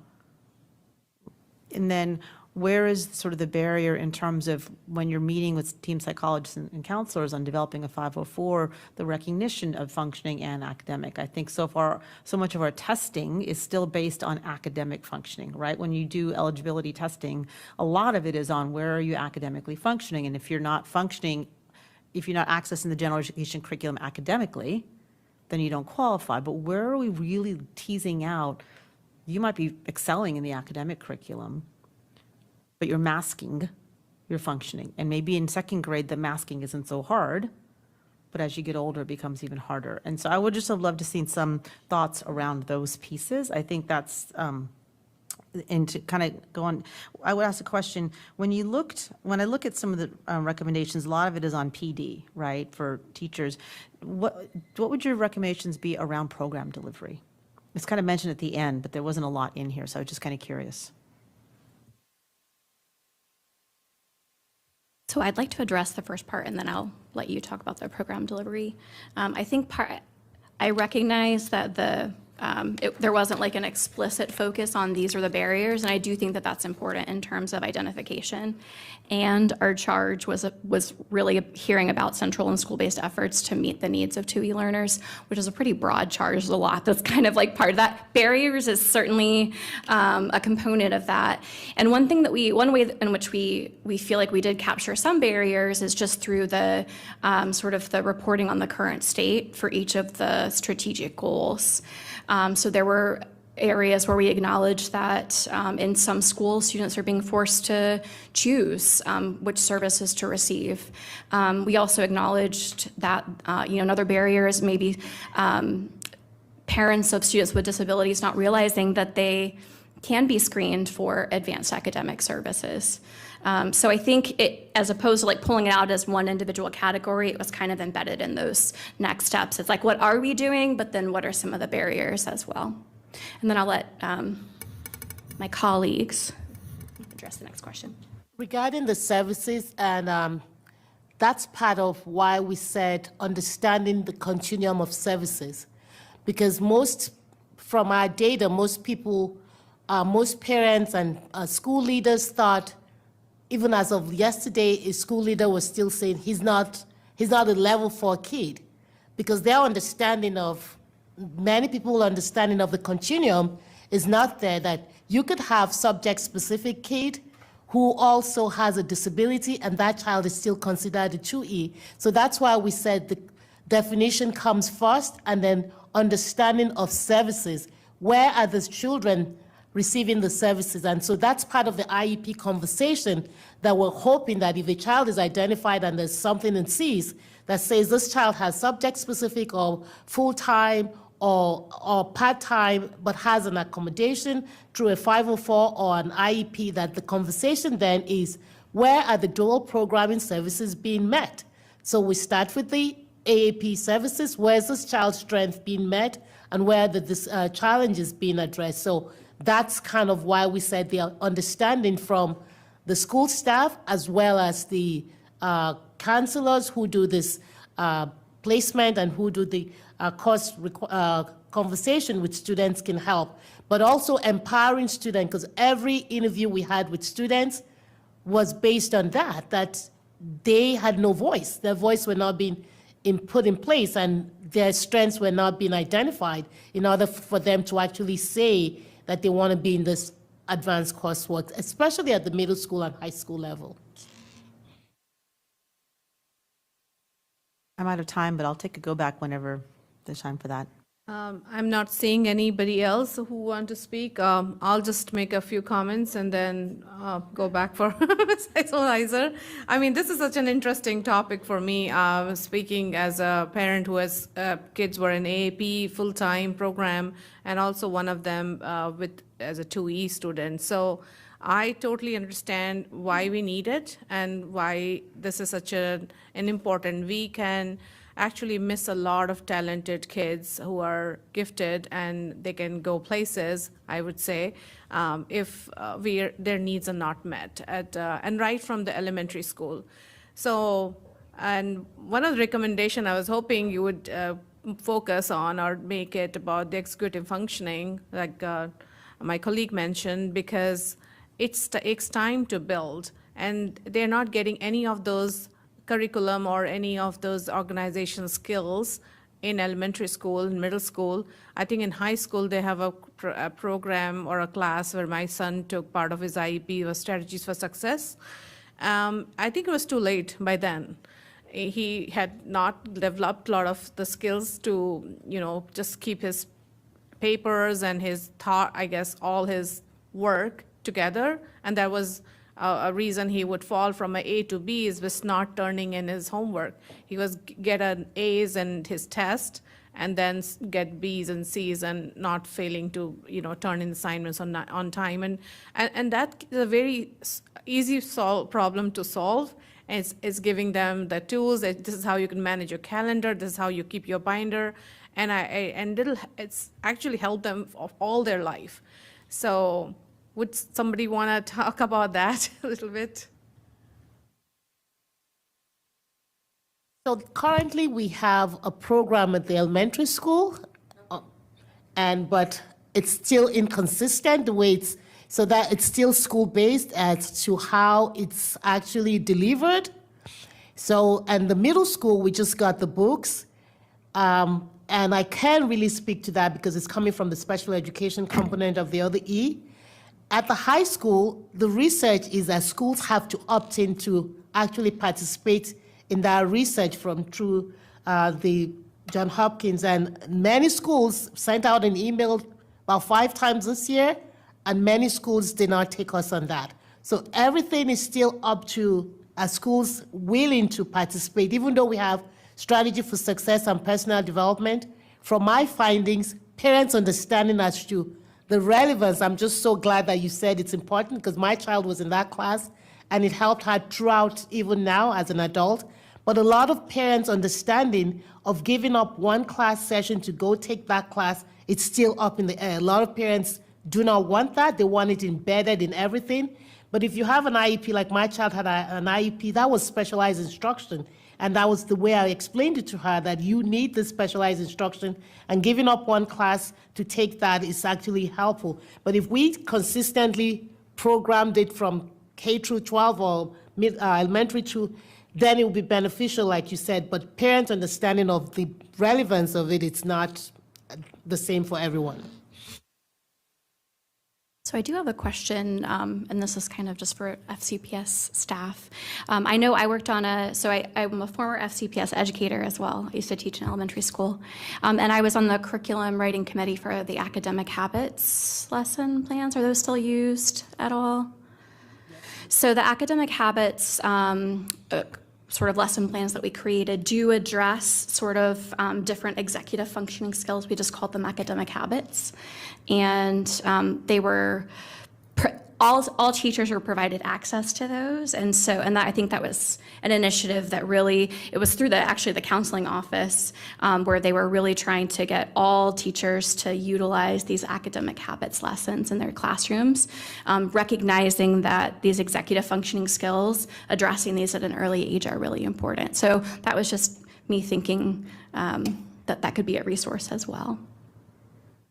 Yes, definitely, yes. And I would say that is good for all the students, but definitely a must for the 2E learners. Like, I do not see any 2E learner succeeding without those tools. I know parents are stepping in.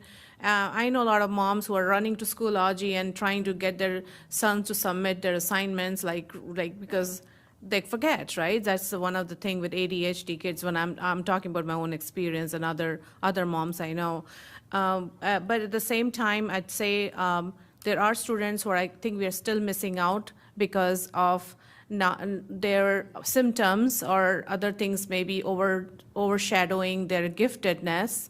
And how do we find those students? Maybe we are maybe you have to look around the COGAT and ANAT testing, but there's any way to, because not all students to test well, and in those circumstances, my sons did, so even one with the 2E, so, but some students don't take those tests very seriously and do it, and so maybe another way to get some more students in our program.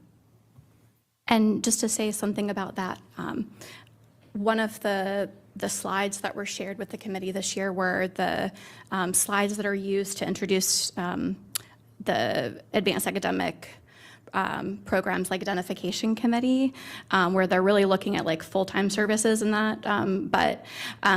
So the slides are used to sort of educate new members on what they should be paying attention to in these files that they're looking over. And some of that is related to 2E learners, and specifically how to interpret information they receive, like progress reports, work samples, ability test scores, all the things that are in the file, work samples. And so I think, one of the reasons why we focus so much on professional learning is, that's professional learning that's provided to new committee members or committee members who are screening for full-time advanced academic services, but that's professional learning that would be beneficial for all teachers. Thank you so much. Ms. Seismo-Heiser. I have to say, I feel very lucky to be able to have a seat at this table, and that the folks in the community elected all of us to have a seat at the table, because this is such important work. So I appreciate the chance to be able to speak and to share some thoughts. From my own personal experience, having had two 2E kids, I think we need to really, when we look at the definition of 2E, we do have to look beyond academics, because we're losing a lot of kids. And I know that's very personal to me, but that's not just, and especially when you look at the research on autism and artistic and creative ability, there is actually a link between greater artistic ability and autism. And I think that's a 2E definition we don't even talk about. I very much agree. I love the academic habits curriculum. That's the first I've heard of it. I know we've talked about unstuck and on target. I know Dr. Reed's giving me that Dr. Reed look because she knows I've been asking for unstuck and on target since my son was in 4th grade, so about over 10 years. So I'm glad we're finally doing it. I think that'll help, but I want to make sure I say, we've got to help our 2E teachers and administrators understand the importance of that curriculum in that classroom as well, because I think sometimes we still have a perception that if you're in advanced academics, you must be able in all areas to manage the work, and that's not necessarily the case. That's kind of what you're going to, right? So how do we make sure that people understand that unstuck and on target, while it may be a special education, it is for everybody and important for everybody? That's the first thing I wanted to mention. I know one of the things that the charge, I appreciate you mentioning the charge, had mentioned was the research around 2E. So I was curious how much of the research you all had delved into and what the research said about what our current steps are, right? Like I know you got a lot of information about what we're currently doing. Is there things in the research? I've heard people talk about a 2E academy. Was that in the research as something to recommend, or other types of 2E programming? So I'll just ask, what did the research say around that? You could pause my time, please. I'm going to let Dr. O address this question because she presented in both October and November's meetings on the research. And we also invited Dr. Claire Hughes from Cleveland State. Remember, she was the one that had started the first teacher preparation program in the country for meeting the needs of 2E learners. So just like no 2E learner are the same, I have a 2E my second child is a 2E adult. The research shows that we are actually a little bit more ahead of our peers. Like I'm on the committee with the NAGC, and some of the things we say are problems, like the initial speaker, they're thinking they're not even there yet. They're not even identifying a lot of kids along the continuum. So most people are sticking to either full-time or nothing else. So the fact that we're going back and looking at kids who are subject-specific, who have domain-specific and general ability, people are actually in awe that we're doing that. And it's just, and a lot of research is saying, the current research is truly about the partnership between families. And that's truly what the presentation we're going to be doing at NEGC in November is on that. And Dr. Reed, having worked with SEPTA and being part of SEPTA for a while, I know that the families, children who succeed as 2E learners are because of that partnership. And that's led to several webinars that I've held about parents with families and will continue to lead, because that common understanding with families and schools is where we actually we were not there yet. And that's where I really hope that when we get there and we have families who are comfortable at school and with their children, then we can actually start doing the hard work of what does this child need to thrive in this setting. So thank you. I appreciate all that, but it wasn't quite what I asked, right? I appreciate that we're doing more than other divisions, which I think is what I heard, right? But what I asked was, what does the research say around best practices, right? If we're doing more than other divisions, that's great, but it'd just be good to know, is there additional, and maybe the research is saying we are doing everything right, but I know when we got the AAP report a couple years ago, it specified 2E as a need, so that would tell me that there's best practices we're not doing, so I would just love to learn more about that.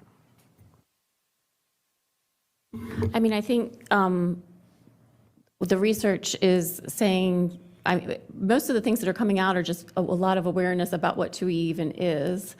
So there's not a tremendous amount of, there is not research that I know about what delivery models are the best, except that there is a recognition that having a continuum of services, because each student is going to be unique in terms of what their profile of programming is going to need to be. May I just say one more comment, and then I appreciate that. Dr. Reed, do you want to say something? I would love, I think if the charge issue was look at research and what we're currently doing, I'd love for you all to study the second year to say, what should we be doing, right? I think similar to our special education work, we can be true leaders here, and so maybe that's the next step of this work, right? If this is what we are doing, what should we be doing, and how do we get there? So I'd love to see that next year. Thank you for your time and your hard work. Thank you for that. Ms. Marin? Yes, I am glad to hear Dr. Oladimeji, yes, I get it right, talk about families and informing families, because the recommendations about professional development, I mean, it's just not going to happen anytime soon, given the priority on literacy, and already that is, causing a lot of new ideas to happen. So, and I think this is part of the whole movement to get away from a system of schools to a school system where it's not piecemeal. Like I see that trend, just like I saw it in other programs, whether it was green, outdoor learning and STEAM, we're trying to get to like, this is what every student is going to get. I do think we were raising before, Ms. Dixit, about helping students with their executive functioning, especially the transition from elementary to secondary, because if students are having a disability or a limitation with social, emotional, or executive functioning, conceivably we could help them not just accommodate it, but actually grow through it. Not everyone, of course. But so I just think there's a ton of work to do to have this be less bifurcated with our special education and just general ed instruction. So it's a big area. I'd love to see a plan, of how we're going to stop bifurcating this and segmenting it and really integrating it into the work of the strategic plan. Ms. Heismer-Heiser? Thank you. And I just wanted to say that was actually the last point I had written down. So I really appreciate Ms. Marin mentioning that. We've got to stop siloing things, right? I mean, it doesn't work, right? Our students aren't siloed, right? They all of them have strengths and they all have needs. And so when we start siloing some people as being seen by their needs and some people by seeing by strengths, and the ones who have, so what we can do, Dr. Reed, this is kind of to you, to look at how we're even structured in our program delivery, in our administrative oversight, in our administrative knowledge, and in our leadership team, to maybe create more of that cross-department collaboration, cross-department ownership, I think would, would help all of our students be seen as whole human beings. And so I just wanted to maybe mention that to you, something to think about, is how do we end the silos? That's actually it. Might I address so totally agree, siloing. We don't want to silo. And that part of that is because we don't silo in real life. Everything is interdisciplinary. Something I was thinking about is, as you both were talking, is I was thinking about professional learning and how it's tempting to look at professional learning as only being on one particular topic, say on literacy or on universal design for learning. And I think there's space within professional learning to embed information on 2E learners and how to meet the needs of 2E learners in relation to literacy instruction, or how to leverage UDL, which you want a presentation on, how to leverage UDL in order to better meet the needs of all students, including 2E learners.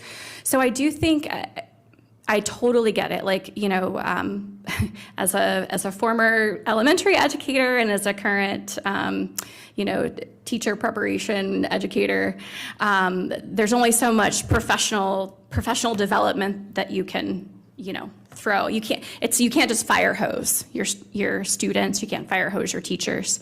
So I think this idea of siloing professional learning, I think I'm realizing that as we were writing the report, that was not our intention. Our intention wasn't necessarily to say we want a separate professional learning on the characteristics of 2E learners. We want a separate professional learning on this or that.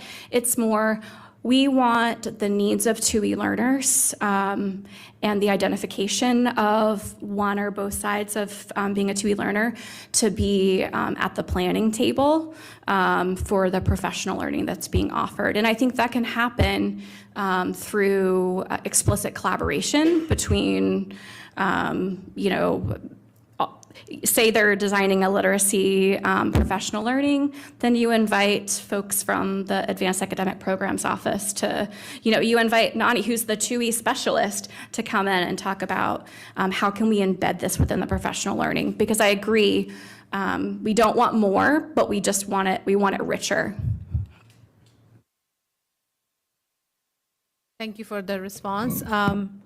I'm just going to say one more thing is that first I heard about 2E was in FCPS, just a regular email which came from parent. I didn't even know there is a thing called 2E because even my son was in AAP that time and he was a 2E student. So FCPS done something right, at least get those words out to parents. But then obviously we didn't do a lot more after that. But they did a symposium or like a seminar for parents to learn more about 2E program, and I went there. And I think a lot of parent education is still needed. But I feel like we have come a long way since then, but from not knowing to actually doing the whole committee on 2E. So that's incredible.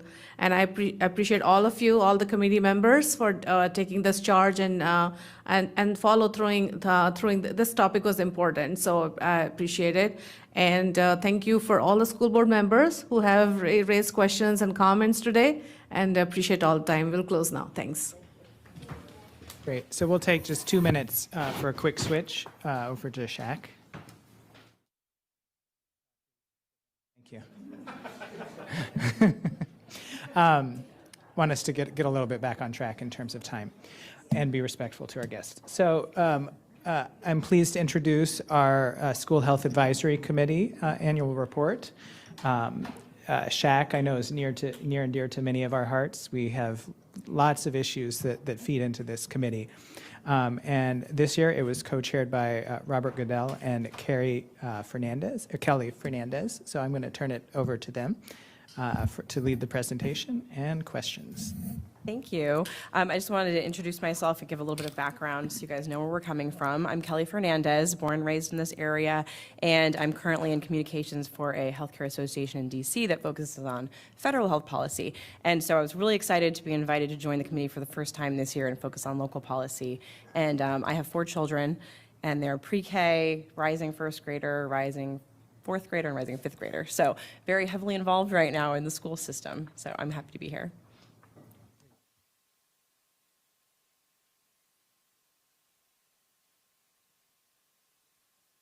My thoughts, thank you. My name is Robert Godell. I'm a neuroscientist by training. My background is in neuroimaging, and for the last 15 years I've been building technologies for mental health based on the physiology of stress and sleep. Moved to the area from Boston when I joined the Food and Drug Administration as a White House Presidential Innovation Fellow, and then my work continued on digital biomarkers at the Department of Veterans Affairs. So I have 3 children in Fairfax County Public Schools. One will be going into 3rd grade, and 2 twin boys. Keep our hands full at home right now for mom. They'll be starting the 1st grade. So it's a very personal issue for me, especially where I want to make sure that they are in a school system and a community that supports their mental health and their development in ways that I often didn't feel supported myself growing up. And so, again, I feel honored to be in this seat tonight. So just a quick summary. Oh, sorry, our staff, please support, who without them, none of this work would be possible. Lee, if you'd like to introduce yourself. Leah Skurbsky. I serve as the liaison to this group. We've had some wonderful leadership from these 2 co-chairs, so I definitely think you're going to enjoy the presentation this evening. So thank you. Good evening, everyone. My name is Saray Smalls. I serve as a Special Projects Administrator for Student Wellness with the Department of Special Services.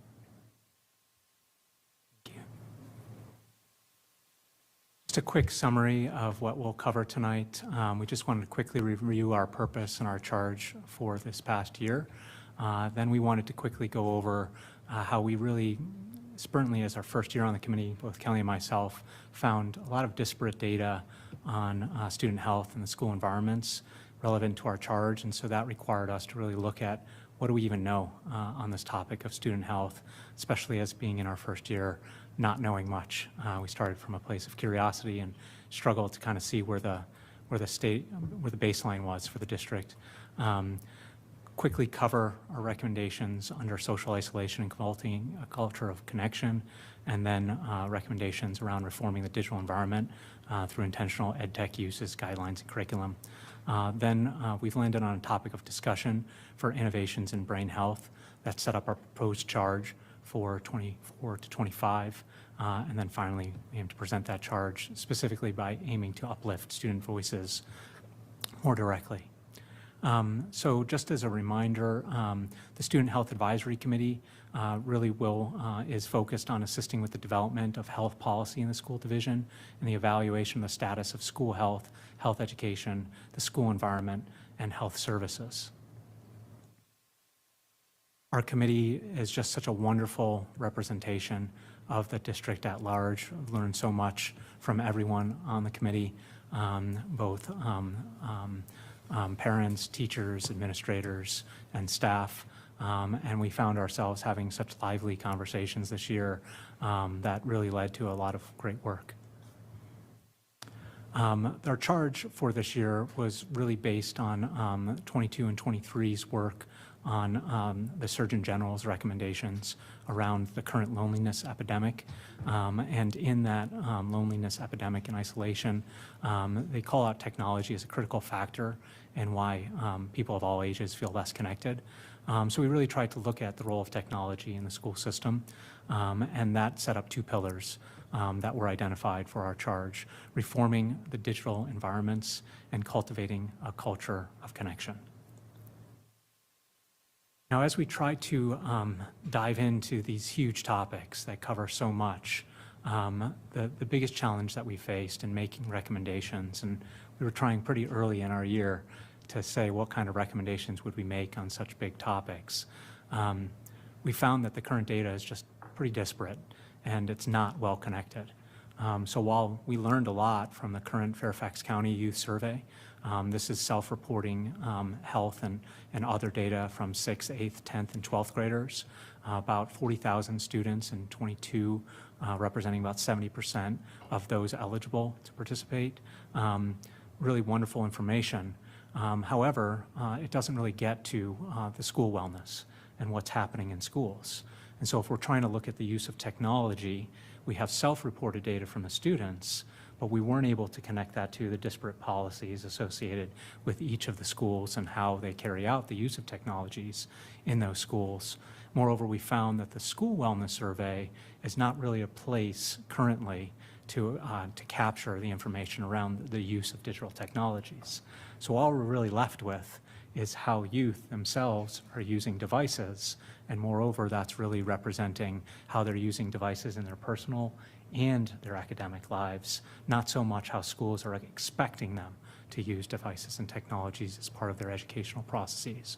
The school wellness survey is also challenging to interpret because there's not much variability. It's basically an opt-in by a wellness committee, and everyone is filling out the survey, but we're not getting much diversity within schools or between schools to really have much in the way of takeaways for what could be changed on technology policies. So the youth survey asks about student health concerns and use of devices, but we couldn't find an overview of how disparate school digital policies affect those self-reported student health concerns.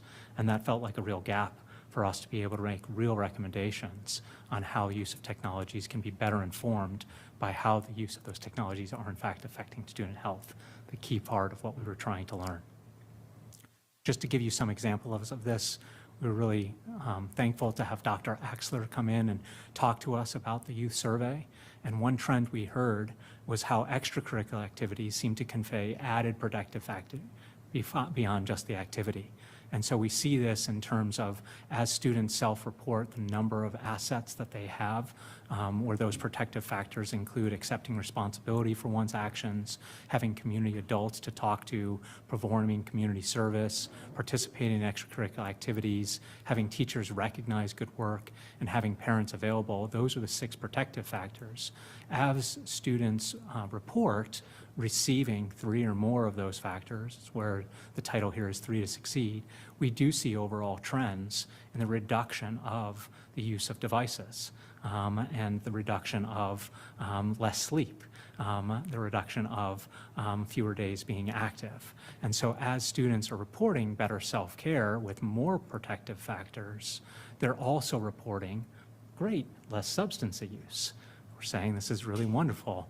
Students reporting more protective factors, less substance abuse.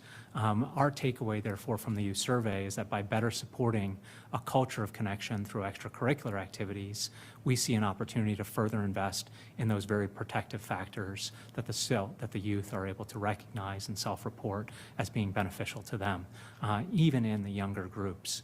And this is where the data gets a little bit more sparse because the 6th graders don't answer all the same questions that the 8th to 10th and the 12th graders answers.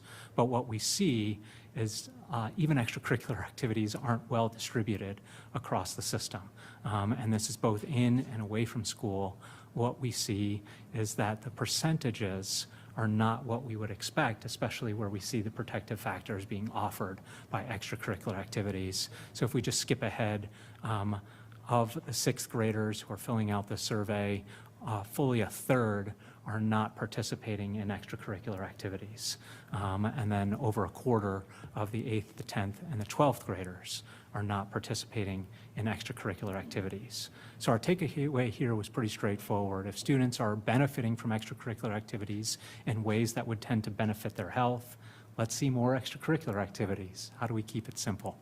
Of course, we understand it's not that simple, and this is where I'd like to hand it off to Kelly. Okay, thank you. So just really quickly, some background on our process. Again, when Robert and I started, we were newbies, and so we were really inspired by this charge, and we kind of went around the room and asked everyone, what are your thoughts on this? What are your experiences from your schools and your districts? And we found that just within our group, there were so many disparities of experience. We found that some of our ideas in the beginning leaned on the engagement of the PTA. And then we realized, well, PTAs aren't all created equally across the system. And so, like he said, it felt like we were boiling the ocean. And we really wanted to find the data that would help us measure success. And so when we saw the youth wellness survey, it really was a light bulb to all of us. Oh, okay, this is what we can focus on to help us make a strategic recommendation. And again, with the help of our wonderful staff, what is feasible in these recommendations. So our first one was cultivating a culture of connection. And so the first part of that recommendation is strategically increase consistent opportunities for extracurricular and volunteer activities in all FCPS schools. And this was really an opportunity where we thought we could foster an environment where students feel safe, supported, included, and empowered. When you talk to different families from these different schools, you hear that a lot of kids don't have the opportunity to do after-school activities because there's no bus home. So for example, I'm at Sleepy Hollow Elementary School. We have these amazing Baruti camps. There's financial aid, but there isn't a way to get home. So even if you can find a way to pay for it, you can't do it if someone isn't there to pick you up. And so that was one of the things where we're like, okay, there are all these opportunities to engage in the school and be a part of a community with friends and teachers who can be role models, but the access is not consistent across the different schools. So then we said provide avenues for students to develop social, emotional, and leadership skills essential for their holistic growth. Again, I'm sure all the committees talk about the whole student. And then promoting inclusivity and allow students to explore their interests and passions outside of traditional academic settings. And so that led us to our next part of the recommendation, which is improve equitable access to extracurricular activities and volunteer activities by reducing the reliance on PTAs for funding and providing data on those PTA-sponsored activities, collecting data on mentoring and peer support programs, such as MentorWorks, the business partnerships with FCPS. One of the conversations we had frequently was we'd all shout out these ideas and the staff would be like, okay, well, that already exists. So it was like, oh, well, we weren't aware. So how do we build upon what already exists? How do we strengthen and promote what has already been thought of and kind of built out? And so MentorWorks was a great example. They're there to support, provide attention, support, guidance to these students, and then also businesses have the opportunity to volunteer to recruit mentors. So how do we build upon that? And then another idea was incorporating time during the school day for extracurricular activities. And a great example is Thomas Jefferson's Period 8 program. And if you don't know what that is, it's where their extracurricular activity is built into the day. It's their Period 8. Everyone gets to sign up for something, and then the buses take them home. And we just thought that was such a wonderful example of equity. So the third part of this recommendation is to promote extracurricular and volunteer activities as protective health factors. So as Robert mentioned earlier, they protect against challenges such as mental health, substance use disorders, and other risky behaviors. So further analyzing this data from the youth survey to assess correlations would be really helpful, and then also exploring the impact of Ignite partnerships on schools and strategically strengthen and expand those collaborations. And so again, I was researching online to see what exists already and how successful is it? And I found Ignite Partnerships, and they do tutoring, mentoring, and workforce development. And I looked up Sleepy Hollow to see which businesses were involved, and I didn't recognize their names. So then I was like, okay, this is a great idea, but are these all active partnerships? How do we measure engagement? What can we do to strengthen this program? It's a great program, but how can we push it to be more successful? And so that's, again, these are just ideas. We are here to collaborate with you and support you in implementing anything that you think is feasible. But okay, so moving on to reforming digital environments. So with this topic, I do want to say that we ended up pulling from last year's report, because last year's report was very lengthy and they had already done so much research on the digital environment. And so when we went through our conversation, we spent so much conversation talking about the cultivating the connection piece, and we were like, why are we going to reinvent the wheel with the digital part? They did all this amazing work last year. So let's look through this report and pull what makes sense, because whenever we brought up digital reform, we were like, okay, every time I look at a kid, they're on their phone, or they're looking at a screen, they're not looking at each other. And when we think about isolation, we think, okay, these kids don't even know how to talk to each other anymore. Rather than talk to each other, and we do this as adults too, right? We all get into the room and we all sit on our phones rather than look at someone next to us. And so we were like, okay, definitely there's something to be done into the digital side, because we want our kids to learn how to speak to one another and use social skills so that they're more successful later on in life. And so we basically went through the lengthy report from last year and tried to pull just pieces of it that made sense for this year.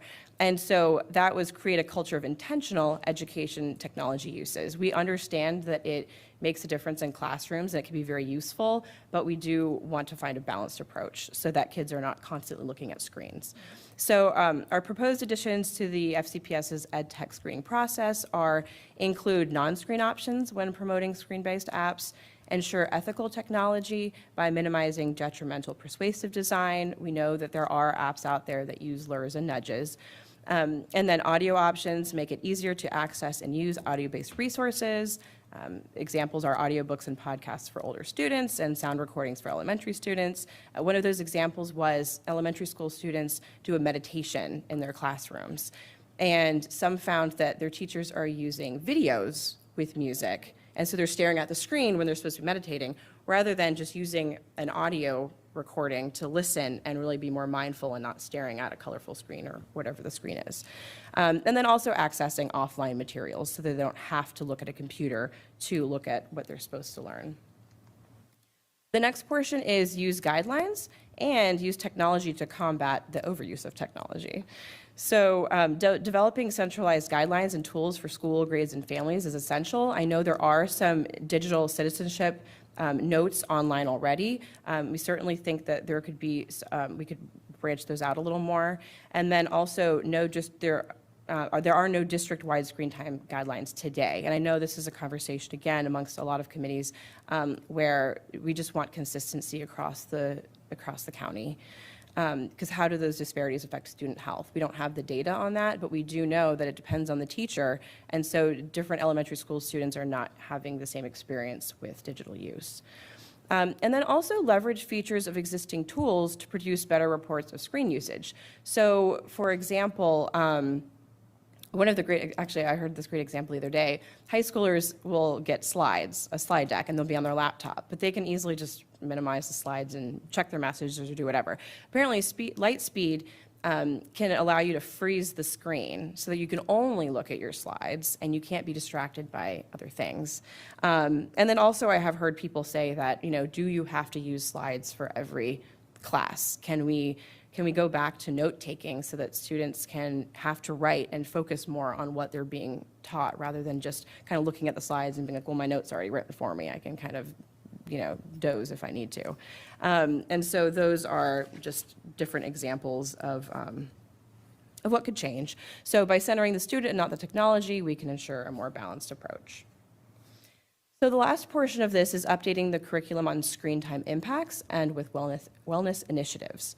So helping educators evaluate how technology meets that instructional objective, its impact on students, and what traditional methods it might replace. And then also encouraging the broader use of the EdTech triangle with classroom educators. I don't know how familiar everyone is with that, but it's just basically, is it transformative?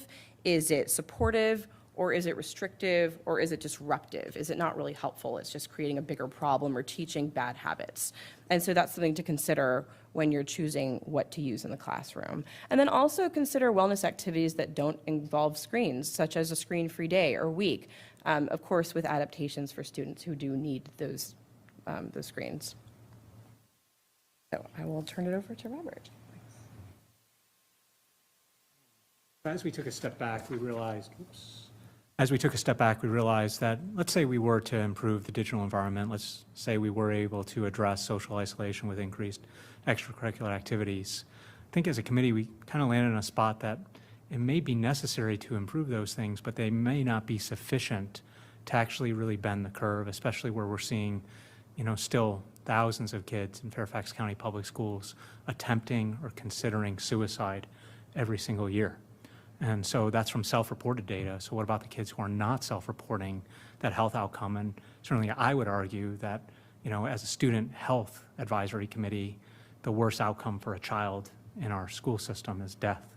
And so we wanted to take a step back is where we ultimately landed the year. And part of it, certainly me being a neuroscientist, and my kids are watching at home, the one thing that I tell them, and they now roll their eyes at me at the ages of 6 and 8, is the most important thing you do every single day is get a good night of sleep.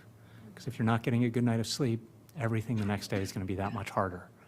And yet when we look at the self-reported data, and this is only from 8th, 10th, and 12th graders, we're not even asking 6th graders about sleep. I went into my elementary school, I tried to have some conversations about sleep, but adequate sleep is how the brain recovers from stress. It's how we ensure basic cognitive functions like focusing, learning, memory, critical decision-making, and self-regulation. And yet, when we look at this data from 8th, 10th, and 12th graders, 16% are saying they're getting less than 6 hours a night of sleep. 53% are getting 6 to 7 hours of sleep. And only about 31% are reporting 8 or more hours of sleep. These are kids. Brains are still developing till they're 24, 25 years old, right? And so if they're not getting enough sleep, we're not just causing harm in day-to-day performance and academic performance, we're causing mental health issues, and we're certainly causing much more lifelong challenges associated with what does it mean to be the best version of themselves. So again, self-reported data from the kids themselves are telling us this.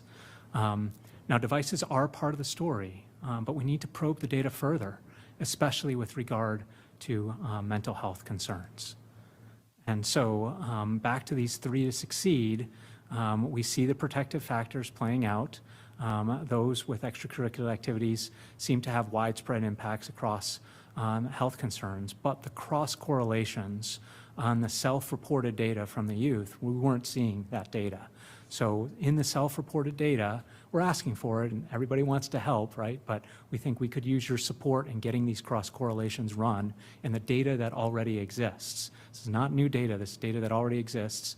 What are the cross correlations of sleep, extracurricular activities, and digital uses to better understand how to best address these concerns, most especially on a school-by-school breakdown? Are schools, some schools just not sleeping as much as other schools? Did that correlate with increased mental health concerns in the self-reported data from the students themselves? You know, this is where that data is there. We don't know if it exists, we just didn't have access to it. And if it does exist, we'd love to see it. But in general, high stress specifically affects basic cognitive functions. We'd love to share more information with you next year. We know it wasn't part of this year's charge, but this has a long history in the neuroscience. The more that stress goes up, the more that cognitive functions decline. This is basic science at this point. I got my PhD 20 years ago. It's been around for decades, but we're not teaching that as part of the educational process. We're certainly not teaching how loss of sleep makes it that much harder to study and remember and perform in school. And we think there's an opportunity as part of the strategic plan to really get after these challenges as part of Innovate efforts more often. I'll get to these numbers in just a few minutes. So we still have an opportunity to really have a discussion here tonight with the limited time that we have, but hopefully to have a follow-on conversation or set of conversations. I'll certainly be available all summer to support your work in any ways that I can.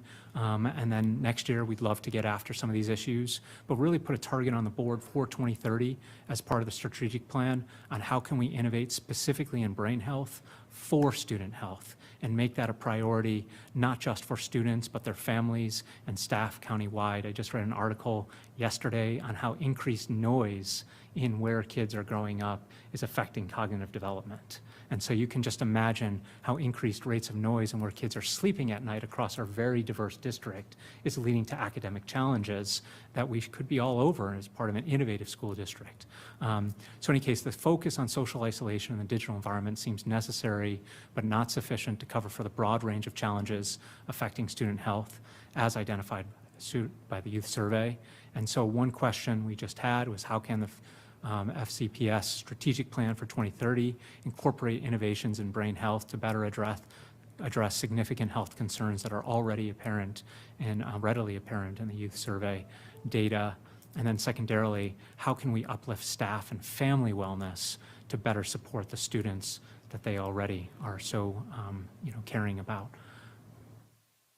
For topic 1.2, we saw an opportunity to better enable preventative support for developing and maintaining brain health. The Tier 2 support is really great. We have tools like Hazel Health, we have pediatricians who are plugging into the district. This is really wonderful. If a kid needs help, that help is increasingly available to them, and that's wonderful. The problem is it's a little bit like cancer. Once you have cancer, that's a problem. You have to address it after the fact. We've done a lot of work as a society over the last 30 years, better addressing the causes of cancer. Now is the opportunity to do the same thing for mental health. What are the causes of mental health concerns, and when do they start? Very early in childhood, and when is it part of the ways we expect them to work and to perform and to be great kids, which we all want? So for this topic, we saw an opportunity to ask, how can the strategic plan incorporate innovations in brain health to enable preventative support for students to better build their brain power as a resilient muscle? Maybe it's a toolkit in every classroom. Every classroom has a first aid kit. Maybe every classroom needs a toolkit to better support the developing brain and getting the most from the brain as a resilient muscle. And so as part of this, it's asking some really basic questions, but how can students learn how to best train and maintain their brain power? Are we able to enable brain health in childhood? What do good skills look like to support how students focus, learn, remember, decide, and self-regulate their emotions? And then how do students learn how to best use their brains to empower their academic performances and the rest of their lives? I'd like to point out that student athletes today know more about how to train their bodies than the students do on how to train and maintain their brains. And I think that's just really where the focus is. We're really focusing on athletic performance, how to get the most from your body. Where's the equivalent focus for how to get the most from your brain, especially where brains are so diverse, and the best of our society and the best of our culture, the best creativity has come from the best diversity that we see. All brains are able to produce just phenomenal work, but most especially in a time of artificial intelligence. We want to uplift the human, what humans are capable of, and how to make them competitive in the future going forward. Finally, for topic 1.3, how do we prioritize innovations to pilot and evaluate brain health initiatives with students and the impacts on staff and families? So here the question really becomes, how can the strategic plan for 2030 incorporate innovations in brain health to pilot and evaluate brain health initiatives with the students, the families, and the staff based on the impacts being felt? Just as an example, this came up as a topic of conversation, probably no surprise, but we continue to return to it knowing that it was a topic of the zeitgeist. How can we pilot and evaluate later middle school start times in this upcoming school year?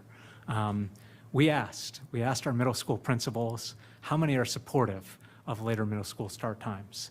And, depending on how you look at it, 20% of principals are supportive. On the one hand, that sounds pretty challenging for Dr. Reed and her leadership team. If only 20% are supportive of something, how are you going to roll it out? How do you recruit the innovation leaders or even the classrooms? But what if we were to flip that around and say, rather than try to start with 100% and try to convince 80%, what if we start with 10 or 20%? Those that are raising their hand and say, you know what, I think this is really important. We see this as an opportunity to learn from those folks that are most ready for innovations, rather than try to start with everybody when 80%, the supermajority, are not ready. And then this also led to a topic of discussion that we had. Hopefully it helps with conversations you all have. But what other impacts of lost sleep can be readily piloted and evaluated with interested participants? So we found ourselves asking, is homework part of the problem? I know on my first day on the committee, I pointed out part of the challenge is if you had a job where you're working 8, 10, 12, 16 hours a day, you come home exhausted, and you're asked to do even more work as part of your day before you can go to sleep, and your deadline for getting that work in is 11:59 p.m. What kind of terrible job would that be? We would all say that's a terrible job. And Dr. Reed's smiling because that's probably is her job, but that doesn't mean it has to be every child's job. And so we found ourselves asking, what if we were to recommend rolling back that deadline for schoolwork? Is 9 p.m. really so bad? And we've got some early feedback. Well, what about the kids who are going to extracurricular activities? They don't even get home to 9 p.m. Our response is, that's part of the problem, right? They're not getting home till 9 p.m. and then they're expected to do more work. We've got to look at this more holistically because we're having real impacts here on how the students are developing. So as we were sort of bundling everything up, presenting it to the committee, and getting ready to send it off to y'all, one parent and a 9th grader were discussing the report. This is the feedback we got back. The brain is an organ, but it develops like a muscle, so you have to use it and rest it. It's introduced as part of his PE health unit. So far, so good. The problem is 2 tests, a quiz, and a major project due in a 2-day span, or 2 hours of math homework a night for an extended period of time, not getting the rest and stress relief that's needed. And I just point out again, stress is a physiological function that's causing brain damage on a day-to-day basis. The only way that brain damage is fixed is with enough sleep. So that's the science today. Even if kids know the importance of sleep and stress management, they aren't in a system conducive to prioritizing it. This is a 9th grader saying this. We couldn't have said it better ourselves. The students know. And so our biggest takeaway, honestly, for y'all is how do we better listen to our students going forward? How do we uplift their voices? And then just as an example, Fairfax County, we tried to find what's the biggest arena. We think it's Eagle Bank Arena. We can't be sure. But Eagle Bank Arena has a capacity of 10,000 people. So again, from the youth survey data, this is again only 70% of eligible students. This is also only the 8th, 10th, and 12th graders. This does not include the 6th graders, which probably should start asking 6th graders some of these questions. But of those 8th, 10th, and 12th graders, 1,600 students have reported attempting suicide in the year 2022. 4,400 students reported considering suicide in the year 2022. 9,200 students reported experiencing high stress, and then 11,600 students reported symptoms that would be qualifying them for a diagnosis of depression or a depression-related mental health concern. And so we would fill Eagle Bank Arena with the number of students who are having mental health concerns in one way or another. And that's where, just think of that visual in your work. Those are the students. How are we going to address them earlier in their educational process? How are we going to support them more as part of academic performance? This doesn't all have to be about Tier 2 support. It's important, it's necessary, but how do we start before the cancer is realized? How do we start about preventing cancer before it happens? I would argue that could start with kindergarten. Kids can be learning about sleep and the importance of sleep. Let's make parents' jobs easier at getting their kids to bed, not harder. It shouldn't be a battle of using devices or not devices. So finally, we land on where we are with potential charge for next year. We'd really like to dig into this topic, continuing to pursue on digital devices, continuing to pursue on social isolation, but really trying to use the neuroscience as it exists today, based on lots of history, to just continue to do the research, revisit with you in a year's time, but really put an eye on the 2030 plan for how can we be strategic here. And so we propose researching the following topics to determine the impact of neuroscience on improving student outcomes, academic performances, health, but also happiness for the rest of their lives. So number one research topic is fostering brain health for all, students, families, and staff countywide. And we have in our appendix innovation proposal from David Behar, who was a student in Fairfax County Public Schools. He's really interested in pursuing increased social worker support. That's something we'd love to support him on. It seems like a really interesting way to try to get after the problem, most especially as resources are limited. How do we do a lot of these things with the resources we have, not ask y'all for more resources? Number two, how can we enable preventative support for developing and maintaining brain health, maybe starting as early as kindergarten? Starting with how sleep and stress are the same physiology for your developing brain and how that fuels your academic performance for the rest of your life. I certainly have these conversations with my kindergartners, and I don't think it's just them. I think every kindergartner is able to understand why sleep is so important for doing well in school and focusing well in school, why devices right before sleep are not going to help them to fall asleep. And finally, number three, how can we identify innovations to pilot and evaluate brain health initiatives with the students themselves? Let's uplift their voices. So in that spirit, we'd like to meet with student groups to obtain their feedback as to the best ways to build and nurture their brain development and growth. Really put the question to them. How can we help them to focus better, build a focus muscle, build their learning and their memory muscles, and from a very early age, because they know, but they don't know how to ask the right questions. So questions for them may include, what cognitive muscles are they concerned about, and how can school environments help and hinder who are they growing into?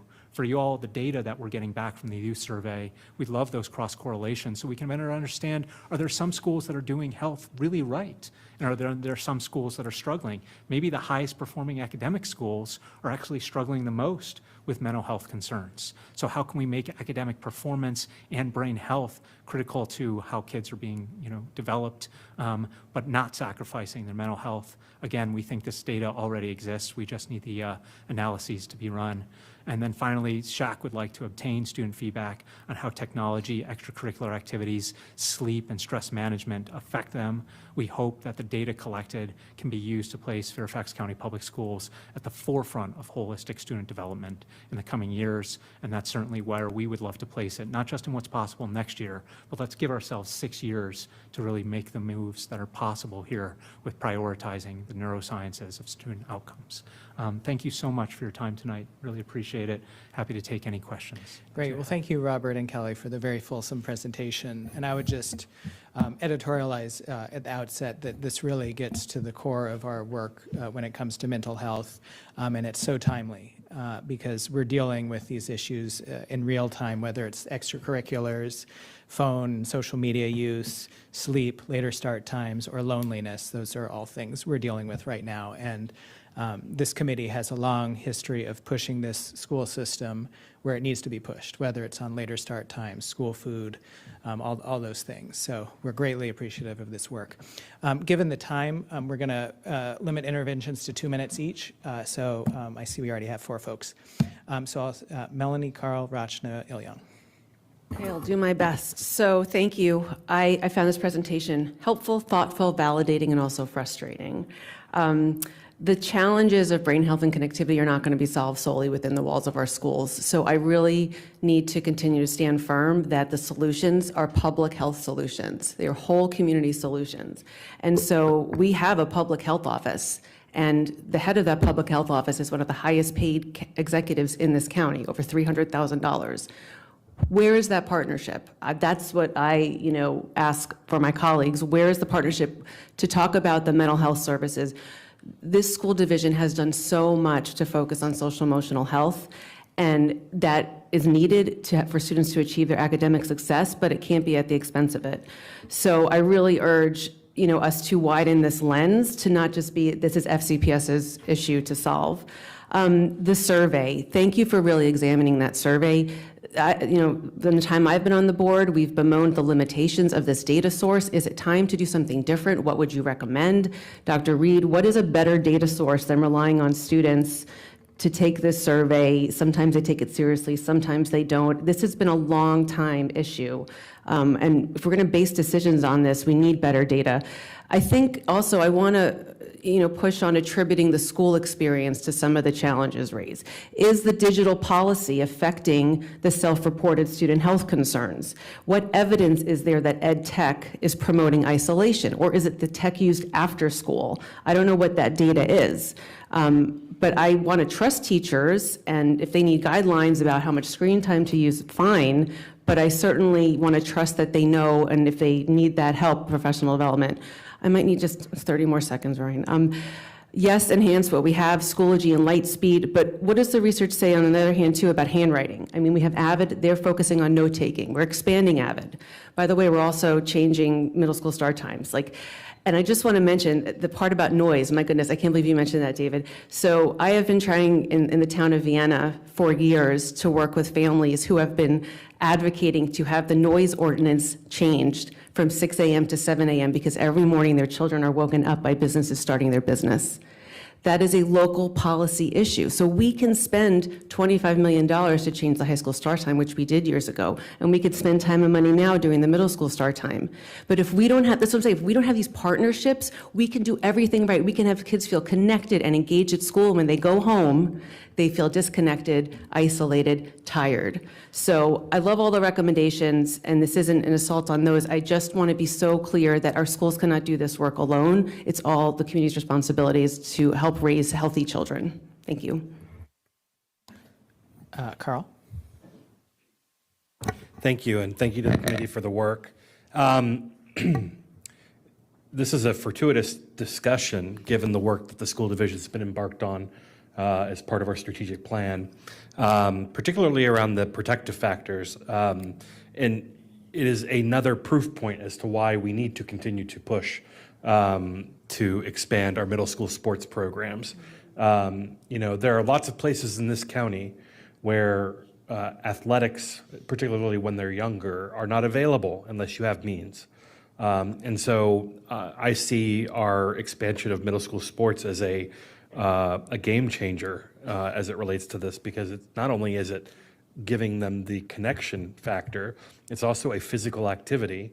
And for many people, it's the only access they have to something like that. Additionally, the school division has increased its support for debate and forensic programs in our high schools, acknowledging that it's not available equally across the school system. And so they're supporting the educators who are bringing those programs to students. One area that we looked at before the pandemic that kind of got shuttered as we had to deal with the pandemic, an initial budget that we considered had funding put aside for equitable offerings and after-school programs at the middle school level. Acknowledging the PTA barrier that some schools have, where there are PTAs with tens of thousands of dollars in the bank, and then there are others with hundreds of dollars in the bank, or less or more, and not all services offered are equal. So encouraged to hear that referenced as well. I did notice in the analysis of the wellness survey that the one thing that was consistent across all of the protective factors was alcohol use by students. Very, very low, but consistent regardless of the number of interventions that students had. And I'm also curious if, because there has been a long-term trend, particularly among hard drugs and alcohol use, or excuse me, tobacco by students of dropping. I wonder how much of that is attributed to these activities and how much of it might be attributed to other things, because even as the fentanyl epidemic is happening, students are using far fewer hard drugs than at any time since we've started keeping track. So thank you for the work. Great, Rachna. Thank you. And again, thank you for the work. I really appreciate all the hard work here. And I love the focus on extracurricular and volunteer activities. I think we've all anecdotally talked about that's the reason that kids come to school, right? Often is the stuff that gets them engaged and connected. It's a great way for inclusivity. It's a great way to teach leadership. So I won't repeat much of what my colleagues said about the inequities in terms of the access to extracurriculars. I think it's really telling that a third of our sixth graders don't access any extracurriculars after school. I think that's a really telling point in the student survey. So it goes to show the importance of our middle school after-school athletics programs, of our middle school after-school activities, and even our strategic plan where we talked about the importance of having equity and access to enrichment. I think it fits right in there with us. So I'd love to see more work on that. And I thank you, Dr. Reed, for the work you've done with your team to date on bringing middle school sports to us for the first time in decades, and the focus on this. I'd love to see, as you talked about ed tech and screen time and digital citizenship, I think that's so important to talk about, right? We think about the crazy things we did as kids, and kids now have, with impulse control, it's so much harder. There's so much more impulses they have to control, right? Because it's all right there at their fingertips. And so I think it's really important to expand really how the correlation between digital use and criminal justice, right? And how things online can be seen as harassment and stalking in a way that used to be you had to get in a car and go somewhere. I think that's really important because that impulse control is hard. I think it's really important to talk about bullying and harassment when it comes to digital citizenship. I think it's important to talk about in this new world how digital citizenship can build connections, but how it doesn't take the place of that human connection, right? Like we need to teach responsible usage. And then, and just on the brain health side, I think this is really exciting stuff in teaching kids about their brain. It fits right in with what ACSD talked about, the previous reports, if I may beg for like 10 more seconds, as well as AAP, right? And what we talked about how do we talk positively about different brains. And I think that is so important to teach people, just like you're diverse in many identities, you're diverse in how your brain thinks, and that leads into being diverse in how your brain functions and what's important for your brain. Right, and I think couching it for our students, we just don't say, hey, go to sleep, you need sleep, but how does it impact your body, or, last thing, I really do agree, we need to figure out the correlation, right, between screen use, sleep, and access to that enrichment activities. It's sometimes and the causation, because I think we correlate a lot, I don't know how much we dig into causation. And last but not least, yes, this is a public health issue. We can't solve this by ourselves. We've got to engage families in this. I will stop. I know it's much more than 10 seconds. Thank you, Mr. McLevine. Thanks, Rasha. And just we'll give you a few minutes to the end of the response. We just want to get through everyone real quick. So we have Ilyang and then Seema. Okay, thank you. Recently, I've been reading this particular book written by a New York University professor, a social psychologist named Jonathan Haidt, The Anxious Generation. And he talks about how the great rewiring of childhood is causing an epidemic of a mental illness. It talks about how use or overuse or abuse of our digital devices content is affecting a mental health of our youngsters, right? And suggesting a solution which requires community-wide effort. So school is one side. But there is another side, so parents and family and community. We may do our best, but we need to have a partnership in our parents to do even better job at home than here. Because I'm assuming that most of the time my kids are in class, They are supposed to be there to learn something. When they go home, they don't necessarily use all their time doing a productive things, but something other than that. That's where we need to have cooperation, help from our parents. Now the task is, how do we communicate the message out to parents and community out there? And as you're also wrestling with, in a school board, dealing with the cell phone use policy. And from number of years ago, we went, we have invested a lot of money in going into one-to-one device. Now we are replacing those devices. Have we gone into wrong direction? Relying more and more on digital devices and affecting a mental health of our students? I only have 11 seconds left right there. Some of the things coming into our mind, and then whether your advisory committee has any position to take on these questions. Perfect timing. Okay, Seema. Thank you for the report and the detailed analysis and the graphs. The slide with the student kind of resonated the most with me when it said, yeah, we understand the brain needs nurturing and this, but we have this homework and this project is due. That's how a typical high school student is in the county right now, especially if they've taken a few AP courses and an IB program. My son graduated this year, and he was repeatedly going to sleep around 1 o'clock or 2 o'clock at night. And I would say, why? Absolutely, that's not the right thing to do, and you have to get up at 7. But it just, the course load, he had 7 APs or something like that.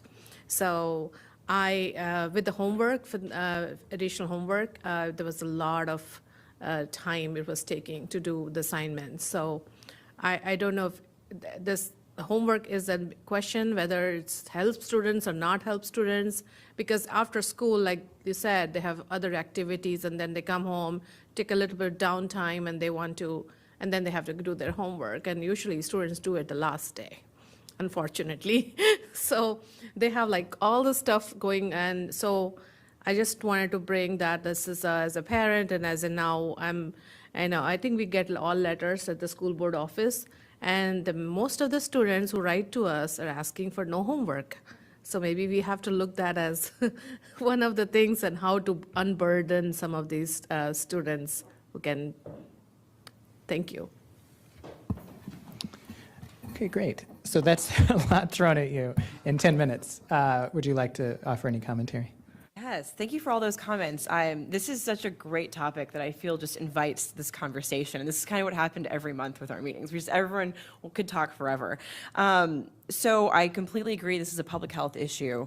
And that was kind of where we struggled is, okay, our charge is to focus on the school board, but this is a bigger issue than the school board. So I completely agree, partnership is key, and really making sure everyone is invested and making everyone in the community understand we're in this together. This is our future. This is the future of our economy. This is the future of our kids, everything. It's all connected. And so I think really driving that point home to make sure that everyone does their part is really key. And then also, I guess you mentioned the message to the parents about what can be done at home. And I struggle with this because I have 4 kids, and when I get home from work, I have things to do. I gotta clean the kitchen. I gotta cook dinner. I've gotta do all these things. What do my kids do? They sit there and fight behind me. How do I get them to be quiet? I might let them watch a show, So, so I have been really mindful of that. And like, okay, go play outside, go play kick the can with your neighbors, do whatever you got to do, go outside. But not everyone has that opportunity. There are some kids who don't have yards.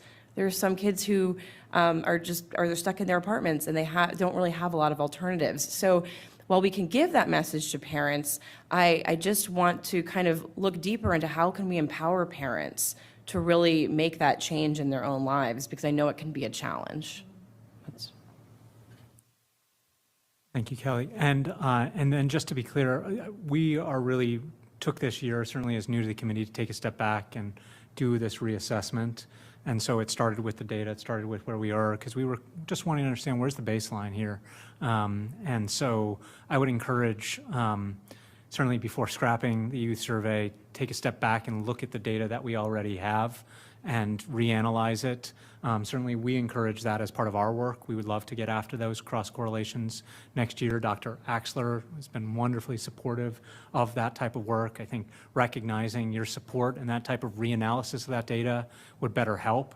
Certainly, from a leadership perspective, Dr. Reed's team would help us to understand where is the baseline here already, including from this year's youth survey data. Let's get after some of those cross correlations, because you're absolutely right. They're not causation.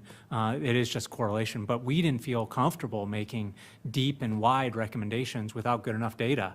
And that's where we felt like we landed, is that the data right now is a little bit too disparate, especially to get after how schools themselves have disparate digital policies.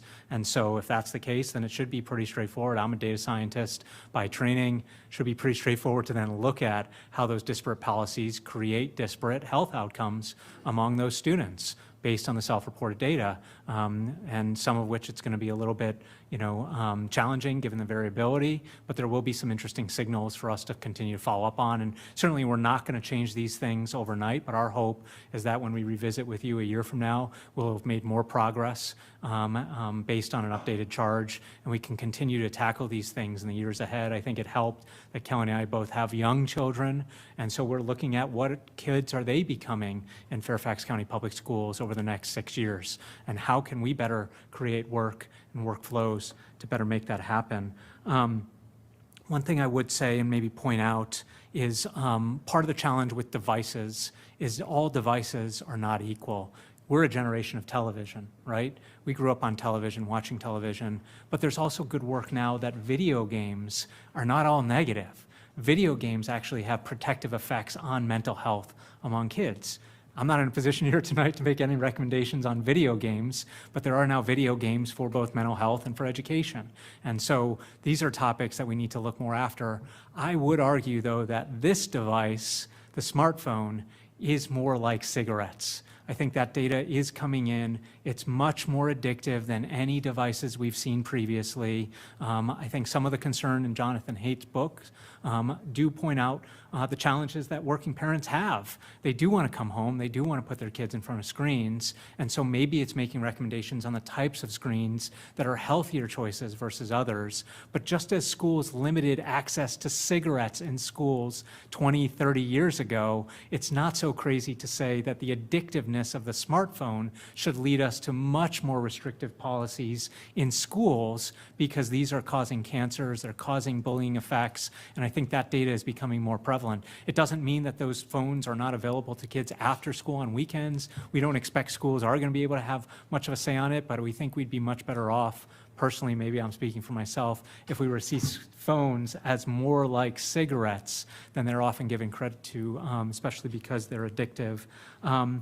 One thing I just want to reiterate as well, not just the course correlations available in the youth survey, but we think there's time in school to lighten up a bit and maybe have extracurricular activities baked into the school day. If it's good enough for Thomas Jefferson, it should be good enough for every other school in the district. And if it means at the end of the day, kids are playing chess or doing robotics or art or maybe playing football, it's part of the school day. Then they go home on the bus feeling much better. We don't have to pack every minute of the school day with academics, but I'll leave that as the last thought, is while social and emotional learning is really important, and we were glad to see the current state of it, I was surprised to find that cognitive functions are not currently part of social and emotional learning programs. So kids are learning to self-regulate, fantastic, but kids don't seem to be learning about how memories are formed, how sleep helps you to learn better, how stress management makes it easier to learn, because as your heart rate increases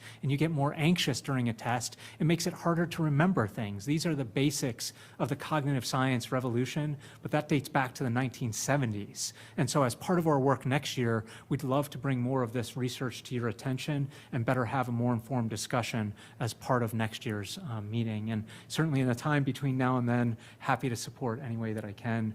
Maybe last words before we have to go to our staff, if they wanted to add anything. I want to make sure their voices are heard. I just want to thank you for the tremendous amount of time that you and the members of our committee have put in this year, and your leadership and what you're offering to us in terms of the work that you do. It's very enlightening and certainly gives us a lot of things to think about, so I appreciate being part of the team. Great. Melanie, you want a last word? I think I can do justice to summarize. So again, thank you. And I think when I think about some of the big things that the school division's trying to do now, like the middle school start time so that kids have more time to sleep, and even also the early release Mondays for literacy development, like if we can practice exercising dealing with change, if it's for the benefit of our kids, maybe that's part of what this is. I know as parents, though, I'm guilty of it. I want my kid to do things, right? And it gets later in the evening, and you sign up and you're doing things, and you know they should sleep, but, you know, so how do we as parents come to grips with that? But again, maybe the more we hear that sleep is a number one thing beyond anything, maybe that will start to chip away at those decisions, but it's very hard when you want to give your child everything. So, but I think if we could practice the change in, you know, for the sake of our kids, you know, we'll get there. So thank you. Wonderful. Okay, we'll take maybe a 5-minute break so people can have a bathroom stop. Yeah, okay. Thank you all, really appreciate it.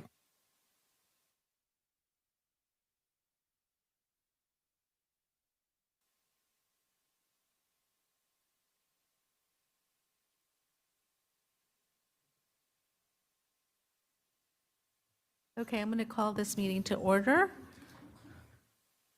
I will be standing in for my colleague Kyle McDaniel as the meeting manager for the Pre-K and Early Head Start Parent Policy Committee meeting.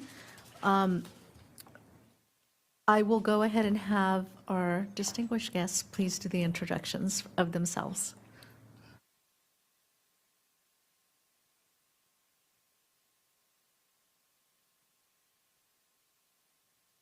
Okay, thank you. Good evening, my name is Monica Jones, and as the chairperson of the FCPS Pre-K Early Head Start Parent Policy Committee, PPC, I would like to take this opportunity to thank you for your support for this program and for the opportunity to address you this evening on behalf of the program and the parents involved. I'm pleased to speak with you. I'm pleased to speak to you on the behalf of Pre-K and Early Head Start, along with our director, Lisa Pilson, joining with staff and other committee members. I would also like to acknowledge that we have Farima Nazari, the parliamentarian, who are also serving on PPC's executive board.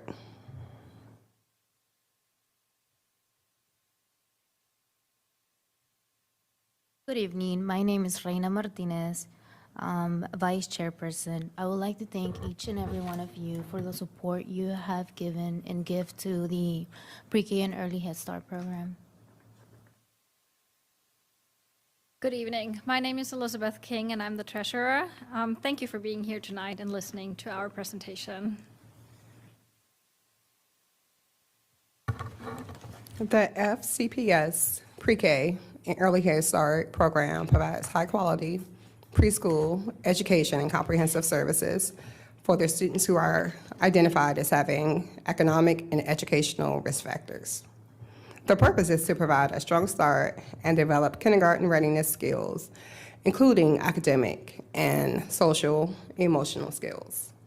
During the school year 2023 through 2024, the Pre-K program had 123 classrooms, serving 2,112 students. While the program provides services to over 2,000 students, I do not believe that the Pre-K and EHS program is meeting the total needs of our community. We will talk about that more on a later slide.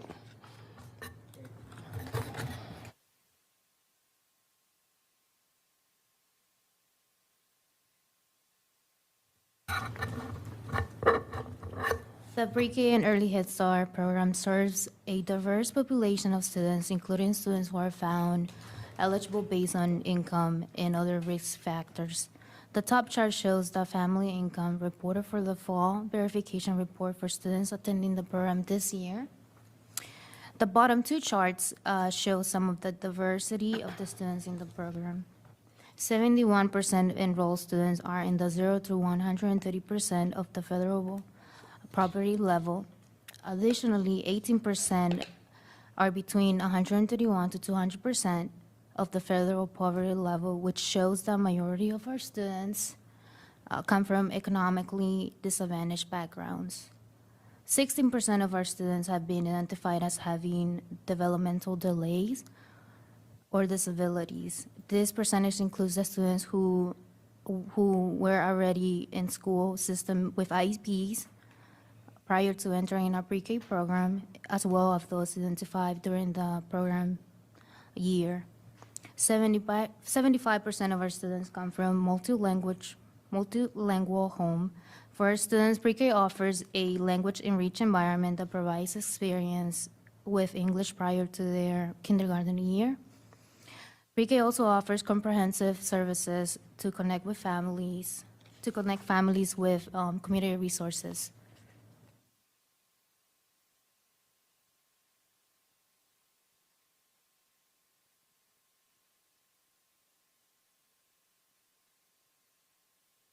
Can you?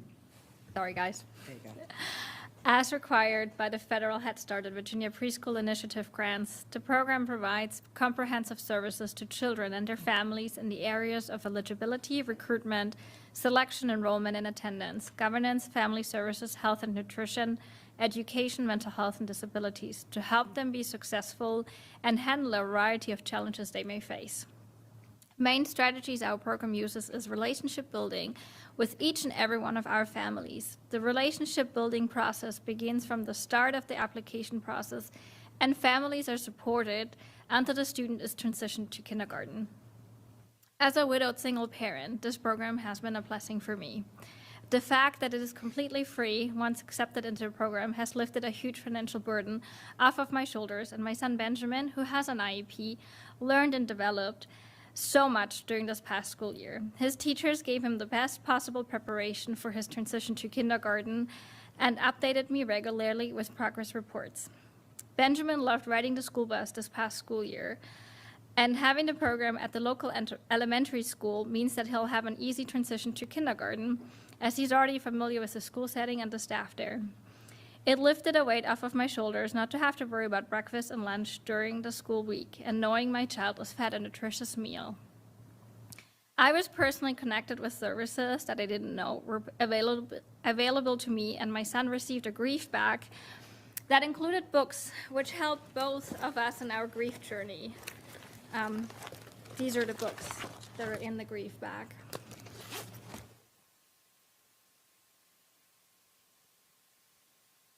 I was also able to pursue a new job opportunity that I wouldn't have been able to do without the program. It is easy to think that this is just some free childcare, but this program tremendously impacts the family participating in it.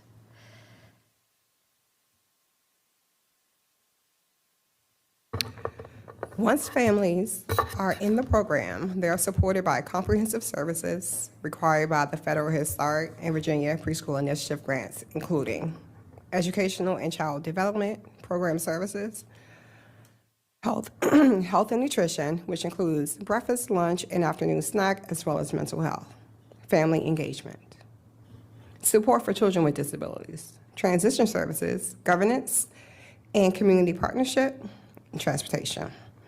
Here are some highlights of our program for the school year 2023 through 2024.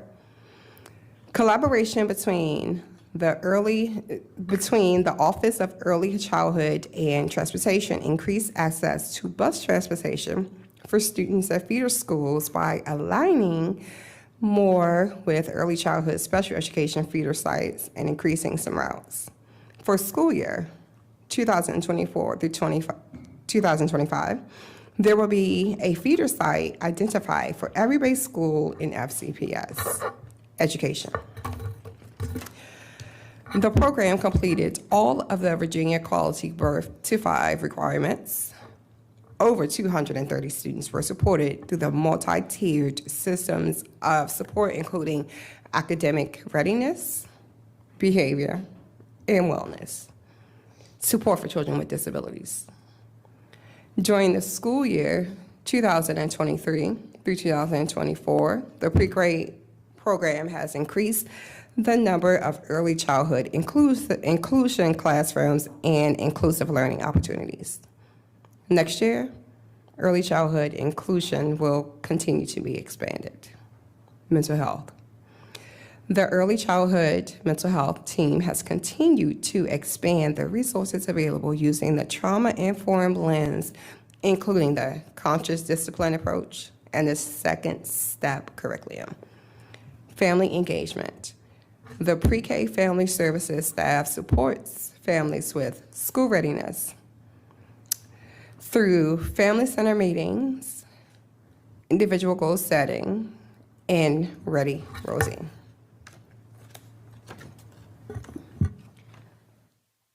The Pre-K and Early Head Start program measures the impact of its service provided using the Virginia Kindergarten Readiness Program data. This is called VKRP.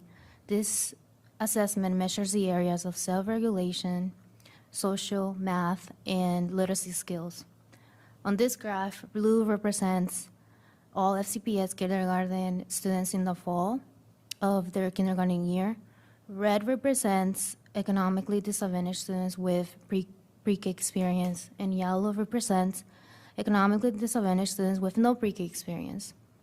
Students from an economically disadvantaged background perform around 30% better than their peers who did not have any pre-K experience.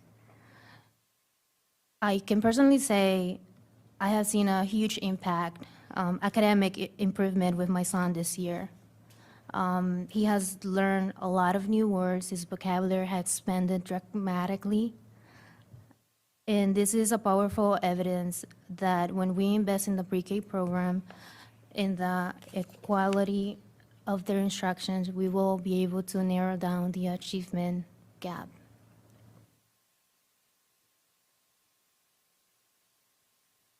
The Pre-K and Early Head Start program is required to maintain a wait list, to be able to fill slots that are vacated, and to measure unmet need.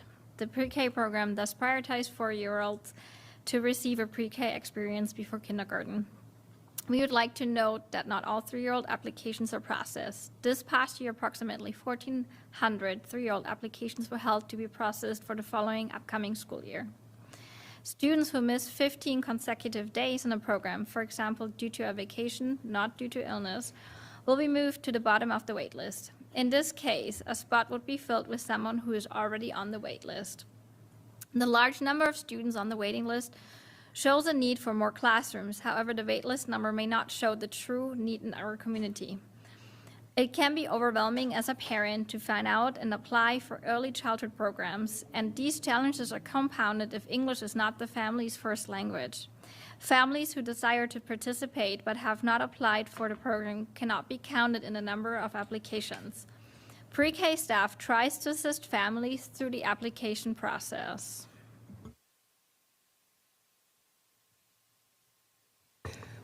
The pre-K program works to serve as many families as possible. But this map shows there are still many students in Fairfax County who do not receive the preschool experience. While the program provides services to over 2,000 students, this map shows that there are more students out there who may be benefited by the quality pre-K opportunities. As you see here from the map, there are certain areas of the county where there is a higher need.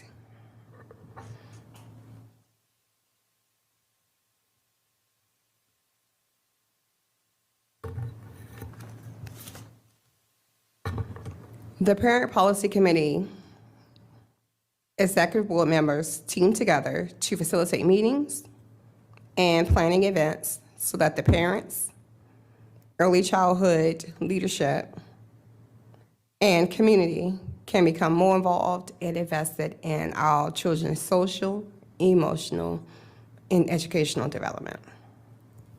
In order to become a PPC committee member, all members are required to attend quarterly PPC meetings in person and or virtual, attend family center meetings at their school, communicate with family service specialists, and share ideas to make decisions.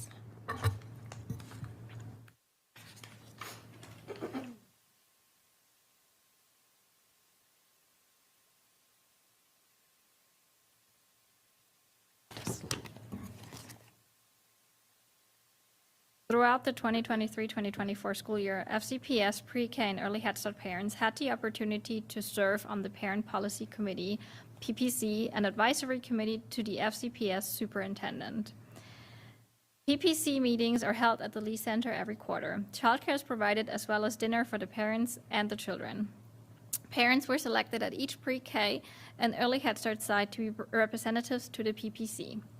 At the beginning of the school year, we started with 170 plus volunteer representatives to serve as parent leaders at their base school in 6 regions in Fairfax County, either as a regional representative or alternate representative.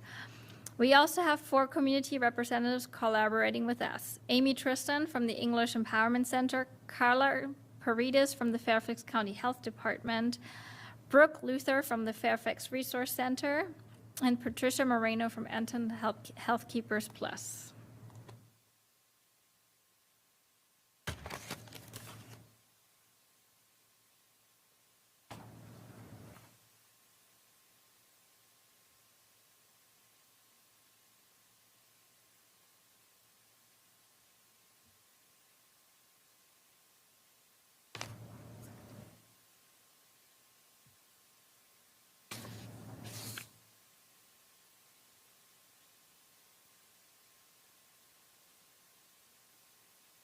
This chart shows the executive board members who supported this presentation to the school board.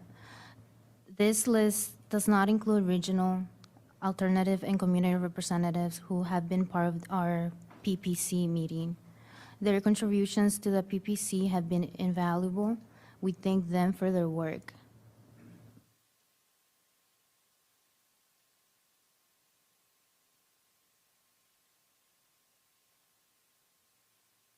Each year, the Parent Policy Committee puts forward recommendations to the school board on how the parents feel we could best support the PreK and Early Head Start program in the future.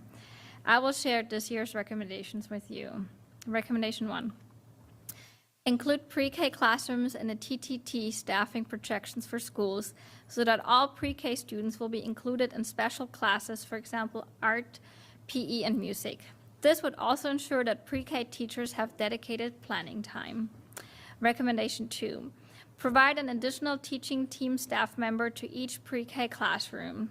This would support staffing coverage for PreK teachers and IAs to have their duty-free lunch, as well as lower the adult-child ratio to ensure a high-quality PreK experience while meeting the evolving needs of students enrolled in the program. Recommendation 3, include PreK classrooms in the mental health staffing for schools or provide more early childhood-specific mental health resource staff. I would like to go into some more detail for 2 of the recommendations.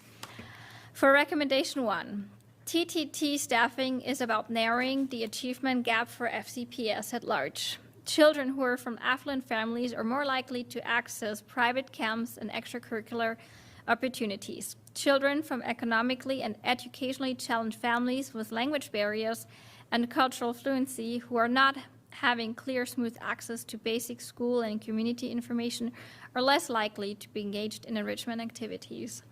To summarize, if you look at the percentage of program participants based on family income for the school year 2023-2024, almost 90% were from a household making under 200% of the federal poverty level. This tells us most of the students attending PreK and Early Head Start are from families who would meet the income requirement for free and reduced lunch. Currently, some of our PreK students have sporadic access to enrichment opportunities. Their access depends on the PreK teachers' advocacy to use the school facilities such as the gym, extra lesson planning, and preparation. The burden to create such opportunities for PreK students mostly lies on the PreK teachers. FCPS already has teachers specializing in teaching STEM, music, PE, and arts at most elementary schools. Giving our pre-K students access to existing resources will have a huge impact in closing the achievement gap.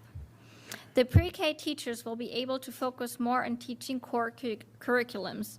The benefit to FCPS at large will grow as our pre-K students grow. Enrichment opportunities also means that students get hands-on learning and may discover a talent they have at a young age, for example, loving music and wanting to learn an instrument. For recommendation 3, including the pre-K classrooms in the mental health staffing also means that pre-K students have access to this resource at a younger age if a need arises. There could be a variety of trauma, for example, a terminally ill parent at home, and if you have the extra mental health staff at school, they can guide the teachers, so in return, they can guide the children more effectively in dealing with that situation. It is incredibly important that every student in a school setting has access to that. Children handle trauma differently than grown-ups do. We think it's critical that our children have access to services that will support them to manage difficult emotions, especially related to traumatic experiences.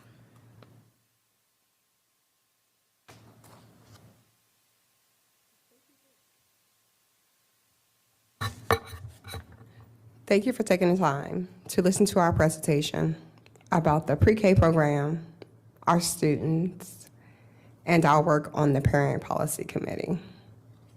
We hope that all 3 recommendations are taken into great consideration to support our students' success. It has been an honor to represent the diverse FCPS, pre-K, and early Head Start families. Thank you.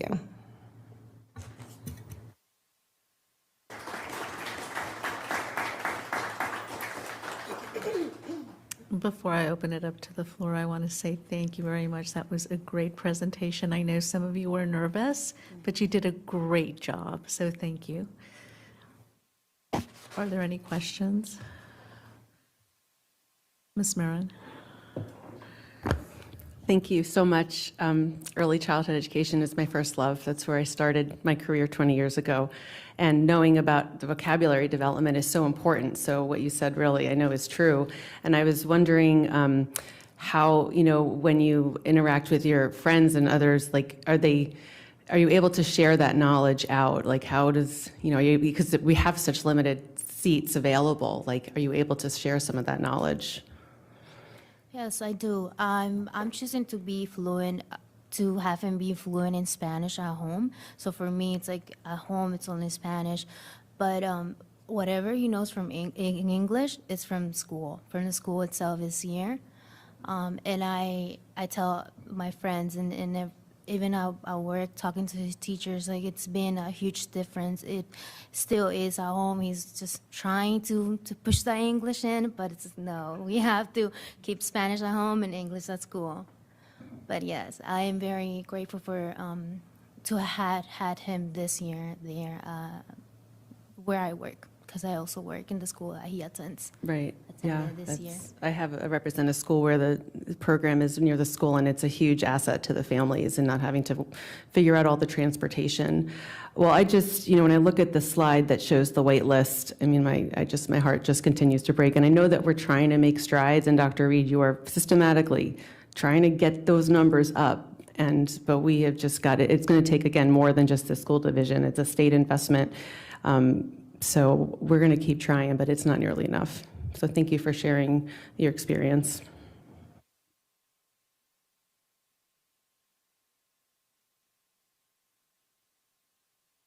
Thank you, and thank you for this. I really appreciate the report, and I appreciate, to pick up on what Ms. Marin said, Dr. Reed, I appreciate that, since sometime you got here, you've really focused on increasing preschool slots, and the slide shows it. We did, from the last year to this year, increase by 250, 300 slots, and I know that's still a focus to increase, but I see the number of applications have gone up more than the number of slots. So to your point, that this is where we really do need the state and the federal government to help support on that.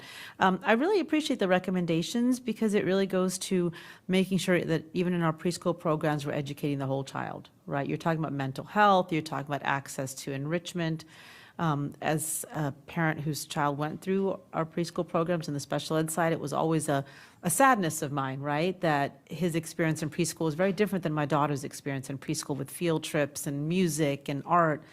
And it was very much drill, drill, drill for where he was at. And so I really hope we can look at this, Dr. Reed, as we're expanding our inclusive preschool and our preschool offerings to help bring in some of that mental health support as well as enrichment. I think all of our students deserve it. It, you know, kind of again piggybacks on the conversation we had earlier. We should be treating all of our students the same, right? And so I think that's really important. So I thank you for those recommendations. I think they're really valuable to bring.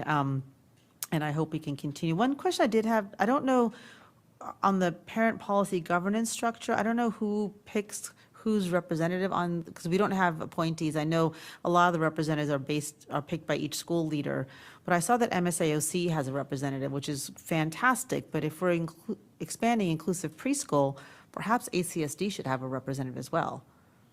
I would think that would be an important piece, especially on that inclusive preschool side. So I just wanted to mention that as a suggestion, that alongside MSAOC, we should add ACSD as a rep. So thank you. And again, I appreciate the work, and I think we'll continue to work on doing what we can to expand our preschool offerings and make sure that they provide all the enrichment that our students deserve.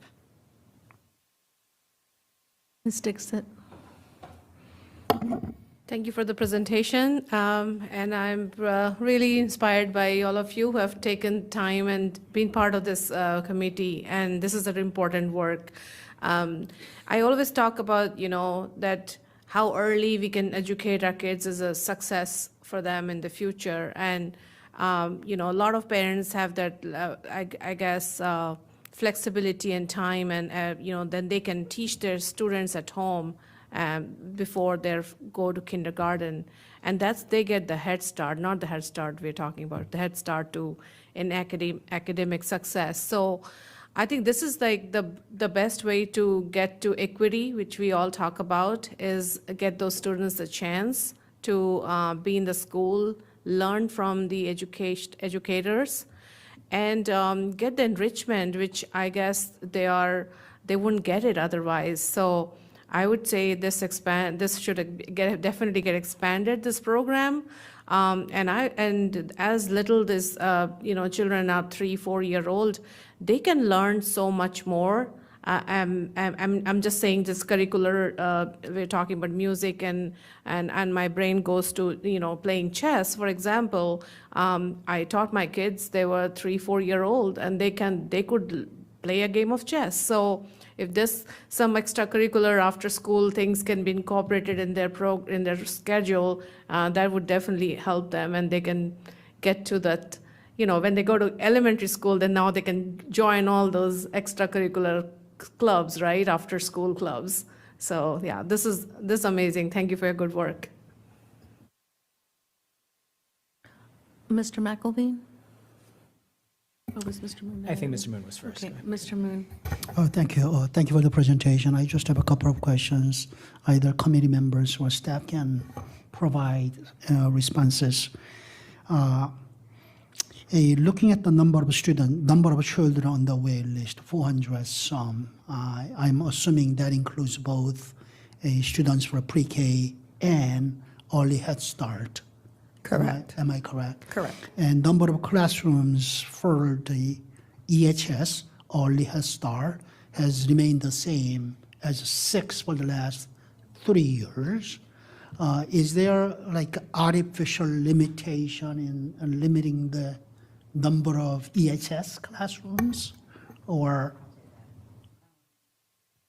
So it's not so much of an artificial limitation. It's a matter of the facility and access. For our early Head Start children, we serve our children who are ages 6 weeks of age to 3 years. And with the Fairfax County government, they're calling themselves the Early Childhood, it's formerly known as Office for Children, but it's the Early Childhood Program and Services. They hold the bulk of the early Head Start grant, and being able to we have 6 classrooms in the county at 3 schools. Placing and opening early Head Start classrooms, it is very expensive. It costs about $35,000 per child. So we do have just the 6 classrooms, and the increase to get more slots from the federal government. They're issued during certain times and cycles and in certain areas. And Fairfax County has not been an area that would be open for additional slots from the federal government. So is the funding mostly coming from the federal government rather than locally funded? It's braided. It's 100%?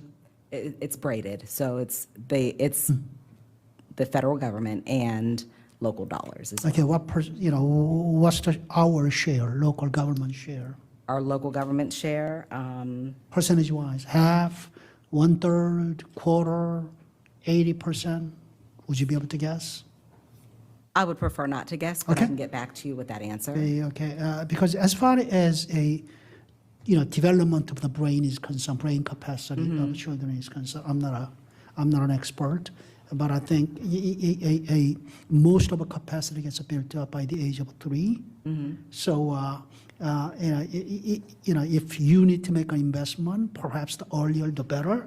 I mean, I'm not saying we should not be doing pre-K. That's not the point. And I also understand about cost implication.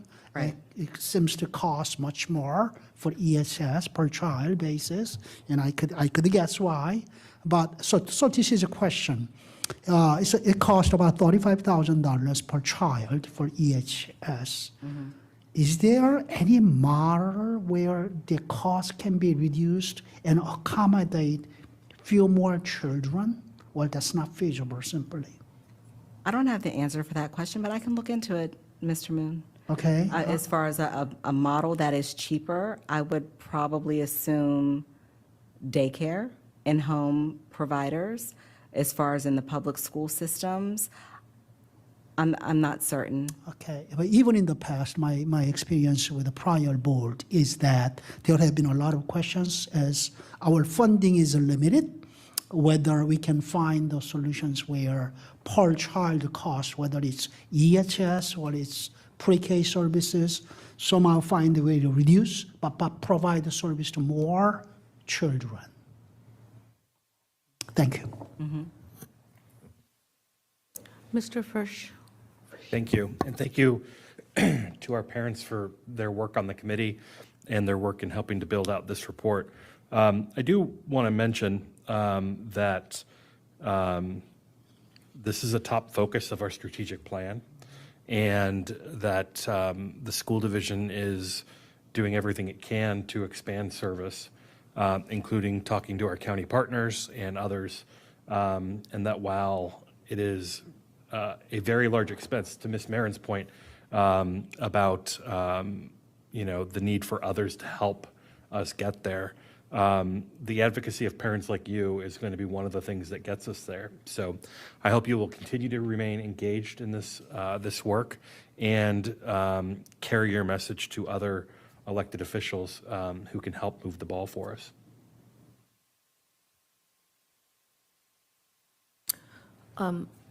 I'll take my turn now. First of all, thank you very much, and thank you to the parents. I know it's a lot of work.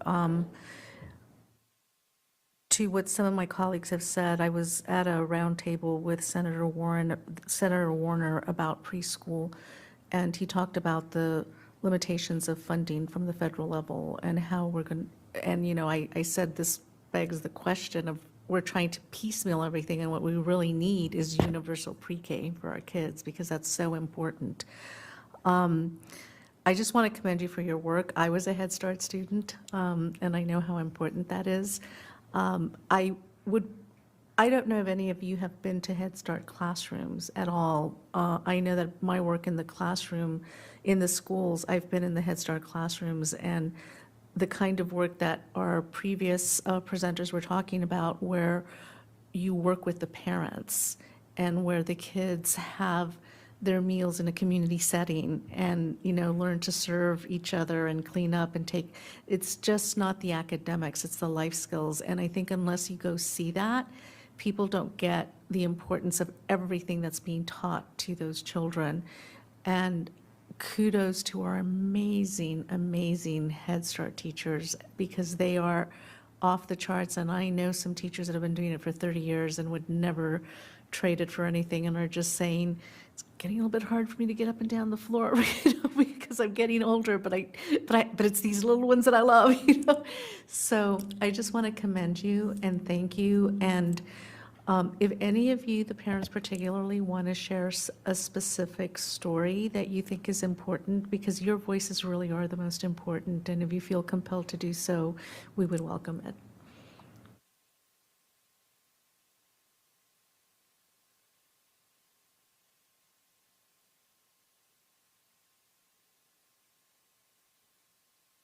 So I will share my experience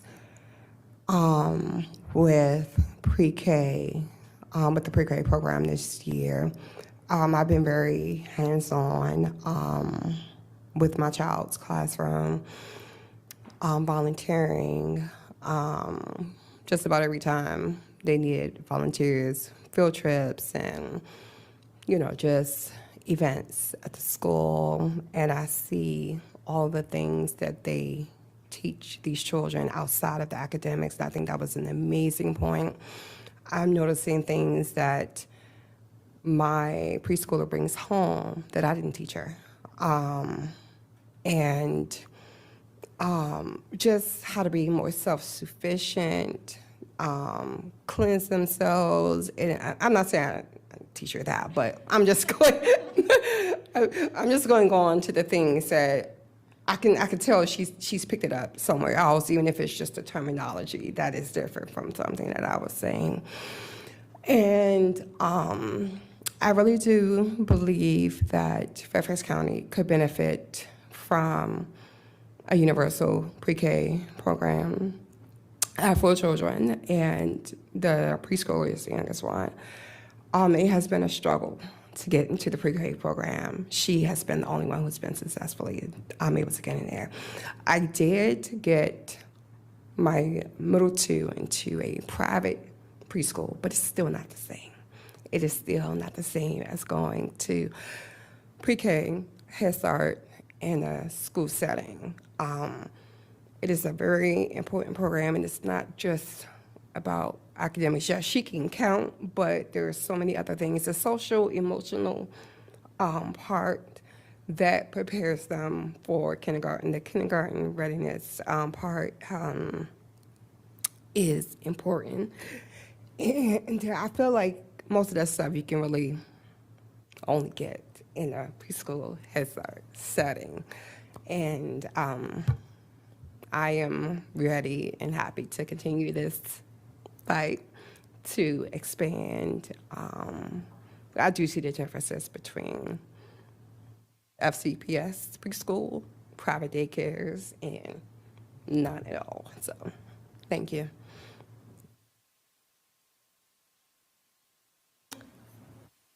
Seeing no other placards. Oh, Mr. Moon, do you want to go back? Okay.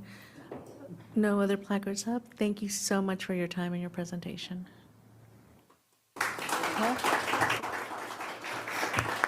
We are actually now adjourned. We don't have a 2-minute break. We're adjourned.